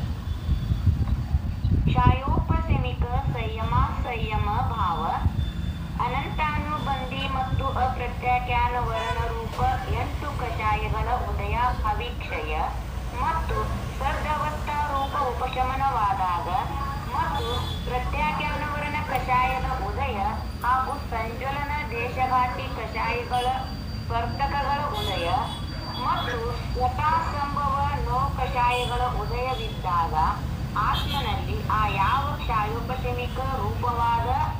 ವಿರತಾವಿರತ ಆತ್ಮ ಪರಿಣಾಮಗಳು ಉಂಟಾಗುತ್ತವೆಯೋ ಅದಕ್ಕೆ ದೇಶವಿರತ ಅಥವಾ ಸಂಯಮ ಚಾರಿತ್ರವೆನ್ನುತ್ತಾರೆ. ಮತ್ತು ನಿತ್ಯ ಕ್ಷಯೋಪಶಮಿಕ ಸಂಯಮ ಚಾರಿತ್ರ ಅವಸ್ಥೆಯ ಕಾಲದಲ್ಲಿ ಇರುವ ಭಾವಗಳಿಗೆ ಕ್ಷಯೋಪಶಮಿಕ ಸಂಯಮ ಭಾವವೆಂದು ಹೇಳುತ್ತಾರೆ. ಕ್ಷಯೋಪಶಮಿಕ ಚಾರಿತ್ರ ಭಾವ ಅಂದ್ರೆ ಮಹಾವ್ರತ ಅಥವಾ ಸಕಲ ಸಂಯಮಕ್ಕೆ ಸಂಬಂಧಪಡ್ತದೆ. ಇನ್ನೊಂದು ಕೊನೆಯದಾಗಿ ಕ್ಷಯೋಪಶಮಿಕ ಭಾವ ಯಾವುದು ಅಂತಂದ್ರೆ ಕ್ಷಯೋಪಶಮಿಕ ಸಂಯಮ ಭಾವ. ಇದು ಅಣುವ್ರತ ಅಥವಾ ದೇಶವ್ರತಕ್ಕೆ ಸಂಬಂಧಪಡ್ತದೆ. ಇದು ವಿಕಲ ಸಂಯಮ ಅಂತ ಕರೀತಾರೆ, ಇನ್ನೊಂದು ಹೆಸರು. ಈ ವಿಕಲ ಸಂಯಮದ ಭಾವ ನಮ್ಮಲ್ಲಿ ಇರಬೇಕಾಗಿತ್ತು ಅಂದ್ರೆ ಇಲ್ಲಿ ಏನಾಗಿರ್ತದೆ ಕರ್ಮದ ಸ್ಥಿತಿ ಅಂತಂದ್ರೆ ಯಾವ್ಯಾವ ಕರ್ಮ ಹೇಳ್ತಾರೆ ನೋಡಿ. ಯಾವ ಕರ್ಮಗಳನ್ನ ನಾವು ಕ್ಷಯೋಕ್ಷಮ ಮಾಡಿದಾಗ ನಮ್ಮಲ್ಲಿ ಸಂಯಮ ಅಂದ್ರೆ ನಾವು ದೇಶವೃತ್ತಿ ಆಗ್ತೇವೆ ಅಂತ ಹೇಳ್ತಿದ್ದಾರೆ. ಅನಂತಾನುಬಂಧಿ ಕ್ರೋಧಮಾನ ಮಾಯಾಲೋಭ ಮತ್ತು ಅಪ್ರತ್ಯಾಖ್ಯಾನಾವರಣ ಕ್ರೋಧಮಾನ ಮಾಯಾಲೋಭ. ಈ 8 ಕಷಾಯಗಳದ್ದೇನಾಗಿರ್ಬೇಕು? ಕ್ಷಯೋಪಶಮ ಆಗಿರ್ಬೇಕು. ಅಂದ್ರೆ ಉದಯಾಭಾವಿ ಕ್ಷಯ ಮತ್ತು ಸದವಸ್ಥಾರೂಪ ಉಪಶಮ ಆಗಿರ್ಬೇಕು. ಮುನಿ ಮಹಾರಾಜರಾಗಬೇಕಾಗಿತ್ತು ಅಂದ್ರೆ ಇದಕ್ಕೆ ಇನ್ನ 4 ಕೂಡ್ತಿತ್ತು. ಇದು ಶ್ರಾವಕ ಅವಸ್ಥಾದಿದೆ, ಅದಕ್ಕೋಸ್ಕರ ಅಣುವ್ರತದ ಬೇಕಾಗಿದೆ ಅನ್ನೋ ಕಾರಣದಿಂದ 8 ಕಷಾಯ ಹೇಳ್ತಿದ್ದಾರೆ. 8 ಕಷಾಯಗಳಲ್ಲಿ ಕ್ಷಯೋಪಶಮ ಅಂದ್ರೆ ಉದಯಾಭಾವಿ ಕ್ಷಯ ಮತ್ತು ಸದವಸ್ಥಾರೂಪ ಉಪಶಮ ಆಗಿರ್ಬೇಕು. ಮತ್ತು ಇದರಲ್ಲಿ ಪ್ರತ್ಯಾಖ್ಯಾನಾವರಣ ಏನಾಗ್ತದೆ, ಇಲ್ಲಿ ದೇಶಘಾತಿ ಅನ್ಸ್ಕೊತದೆ ಸಂಯಮದಲ್ಲಿ. ಅದು ಏನ್ ಮಾಡ್ತದೆ, ಉದಯದಲ್ಲಿ ಇರ್ತದೆ. ಪ್ರತ್ಯಾಖ್ಯಾನಾವರಣದ ಉದಯವನ್ನ ಅನುಭವಿಸ್ತಿರ್ತದೆ ಇಲ್ಲಿ ಜೀವ. ಈ ದೇಶಘಾತಿ ಅನ್ನೋದಕ್ಕಿಂತ ಒಟ್ಟಾರೆಯಾಗಿ ಪೂರ್ಣ ಸಂಯಮ ಆಗ್ಲಿಕ್ಕೆ ಅದು ತಡೆಗೋಡೆಯಾಗಿ ನಿಂತಿರ್ತದೆ. ಅಣುರತಿ ಆಗ್ಲಿಕ್ಕೆ ಇದು ಬಾಧೆ ಮಾಡೋದಿಲ್ಲ ಪ್ರತ್ಯಾಖ್ಯಾನಾವರಣ. ಅಣುರತಿ ಆಗ್ರಿ ನಡೀತದೆ, ಬೇಕಾದಷ್ಟು ಅಣುರತಿಗೆ ಆಗ್ರಿ ಅಂತ ಹೇಳ್ತದೆ. ಆದ್ರೆ ಮಹಾವ್ರತಿ ಆಗೋದಕ್ಕೆ ಬಿಡೋದಿಲ್ಲ ಅಂತ ಹೇಳಿ ಅದು ಮಹಾವ್ರತಕ್ಕೆ ವಿರುದ್ಧವಾಗಿ ನಿಂತಿರ್ತದೆ. ಅಂದ್ರೆ ಆ ಚಾರಿತ್ರ ಪೂರ್ಣವಾಗದೇ ಇರುವಂತೆ ಇದು ಆವರಣವನ್ನ ಹೊಂದಿರ್ತದೆ. ಇನ್ನು ಇದ್ರ ಜೊತೆಗೆ ಸಂಜ್ವಲನ, ಇವೆರಡು ಕೂಡ ಪ್ರತ್ಯಾಖ್ಯಾನಾವರಣ ಮತ್ತು ಸಂಜ್ವಲನ, ಇವೆರಡು ಕಷಾಯಗಳು ಉದಯದಲ್ಲಿ ಇರ್ತವೆ. ಯಾರಿಗೆ? ಅಣುರತಿಗೆ. ಹಾಗೇನೆ ಈ 2 ಕಷಾಯಗಳಿಗೆ ಸಂಬಂಧಪಟ್ಟಂತಹ 9 ಕಷಾಯಗಳು ಕೂಡ ಉದಯದಲ್ಲಿ ಇರ್ತವೆ. ಈ ಅವಸ್ಥಾನಲ್ಲಿ ನೋಡ್ರಿ ಏನೇನಾಯ್ತು, ಇಲ್ಲಿ ಟೋಟಲ್ 16 ಕಷಾಯಗಳ ಪೈಕಿ 8 ಕಷಾಯಗಳು ಕ್ಷಯೋಕ್ಷಮ ಹೊಂದಿವೆ, ಇನ್ನು 8 ಕಷಾಯಗಳು ಉದಯದಲ್ಲಿ ಇರ್ತವೆ. ಅದ್ರ ಜೊತೆಗೆ ಅವುಗಳ ಅನುಸಾರವಾಗಿ 9 ಕಷಾಯಗಳು ಉದಯದಲ್ಲಿ ಇರ್ತವೆ. ಇಂತಹ ಜೀವದ ಪರಿಣಾಮಗಳನ್ನ ಅಥವಾ ಜೀವದ ಇಂತಹ ಪರಿಣತಿಯನ್ನ ಕ್ಷಯೋಪಶಮಿಕ ಪರಿಣತಿ ಅಂತ ಕರೀತಾರೆ. ಈ ಕ್ಷಯೋಪಶಮಿಕ ಭಾವದ ಹೆಸರೇನು ಅಂದ್ರೆ ಕ್ಷಯೋಪಶಮಿಕ ವಿರತಾವಿರತ ಅಥವಾ ಕ್ಷಯೋಪಶಮಿಕ ರೂಪದ ದೇಶ ಸಂಯಮಿ ಅಂತ ಕರೀತಾರೆ, ಅಥವಾ ವಿರತಾವಿರತ ಅಂತಾನೂ ಕರೀತಾರೆ. ಅಂದ್ರೆ ಇದನ್ನೇ ಅಣುವ್ರತದ ಅವಸ್ಥೆ, ಪ್ರತಿಮಾಧಾರಿ ಅವಸ್ಥೆ ಅಂದ್ರೆ ಕ್ಷುಲ್ಲಕ ಐಲಕರ ಅವಸ್ಥೆ ಅಂದ್ರೆ ಇದೆಲ್ಲ ಇದೇ ಅವಸ್ಥೆ ಇದೆ. ಆಮೇಲೆ ಇಂತಹ ಪ್ರತ್ಯಾಖ್ಯಾನಾವರಣ ಮತ್ತು ಸಂಜ್ವಲನದ ಉದಯ ಜೊತೆಗೆ ಇರುವಂತಹ ಅನಂತಾನುಬಂಧಿ ಮತ್ತು ಅಪ್ರತ್ಯಾಖ್ಯಾನಾವರಣದ ಕ್ಷಯೋಕ್ಷಮ ಹೊಂದಿರುವಂತಹ ಜೀವದ ಪರಿಣತಿಯಲ್ಲಿ ಇರುವಂತಹ ಗುಣ ಅದು ದೇಶ ಸಂಯಮ. ಈ ದೇಶ ಸಂಯಮದ ಜೊತೆಗೆ ಯಾವ ಭಾವಗಳು ಇವೆಯೋ ಅದನ್ನ ಕ್ಷಯೋಪಶಮಿಕ ಸಂಯಮ ಚಾರಿತ್ರ ಭಾವ ಅಂತ ಕರೀತಾರೆ. ತಿಳಿದ್ರಿ? ಈಗ ಆರಿಕ ಮಾತಾಡಿ ಒಂದು ಇದೆ ಕ್ಷುಲ್ಲಕರ ರೀತಿಯಲ್ಲಿ ಸಂಯಮ ಲೆಕ್ಕ ತಗೋಬೇಕು. ಗುಣಸ್ಥಾನ ಇದೆ ಆದರೂ ಕೂಡ ಅವರಿಗೆ ಕ್ಷುಲ್ಲಕರಿಗಿಂತ ಮೇಲಿನ ಸ್ಥಾನ ಇದೆ. ಗುಣಸ್ಥಾನ ಇದೆ, 5ನೇ ಗುಣಸ್ಥಾನನೇ ಇರುವುದು. 5ನೇ ಗುಣಸ್ಥಾನದ ಉತ್ಕೃಷ್ಟ ಸ್ಥಾನದಲ್ಲಿ ಇರ್ತಾರೆ. ಆದ್ರೆ ಅವ್ರದ್ದು ಉಪಚಾರದಿಂದ ಮಹಾರಥಿಗಳು ಉಪಚಾರದಿಂದ ಏನೇ ಇದ್ರೂ ಕೂಡ ಯಥಾರ್ಥವಾಗಿ ಅವರಿರೋದು 5ನೇ ಗುಣಸ್ಥಾನದಲ್ಲಿನೇ. ಉಪಚಾರ ಇದು ಮುಖ್ಯ ಅಲ್ಲ, ಯಾವ್ದು ಉಪಚಾರ ಇದೆ ಅದು ಉಪಚಾರ ಅಷ್ಟೇ. ಮಹಾರಥ ಅನ್ನೋದಕ್ಕೆ ಅದು ಉಪಚಾರದಿಂದ ಅಂತ ಹೇಳಿದ್ರೆ ಆಗಕ್ ಸಾಧ್ಯ ಇಲ್ಲ ಅಂತ ಉಪಚಾರ ಆಚಾರನೂ ಎಲ್ಲಾನು ಮಾಡಬಹುದು ಮಹಾವ್ರತದ್ದು, ಆದ್ರೆ ಮಹಾವ್ರತಿ ಆಗ್ಲಿಕ್ಕೆ ಆಗೋದಿಲ್ಲ. ನಾವು ನಮ್ಮನ್ನು ಪ್ರಧಾನ ಮಂತ್ರಿ ಅಂತ ತಿಳ್ಕೊಬಹುದು, ಆದ್ರೆ ನಾವು ಪ್ರಧಾನ ಮಂತ್ರಿ ಅಲ್ಲ. ತಿಳಿತ್ರಿ?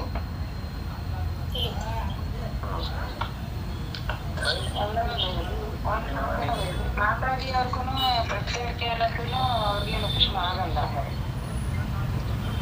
ಇಲ್ಲ, ಪ್ರತ್ಯಾಖ್ಯಾನ ಉದಯ ಅಂತೂ ಇದ್ದೇ ಇರ್ತದೆ.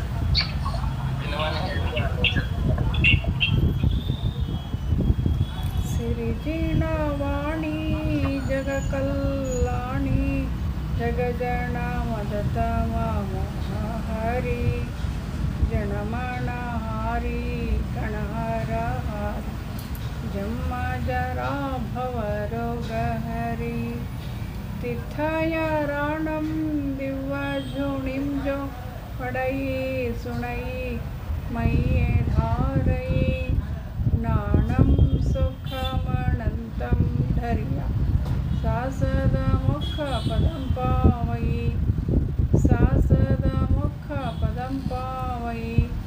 जय बोलो जिनवाणी माता की जय। 9 बार नमोकार मंत्र।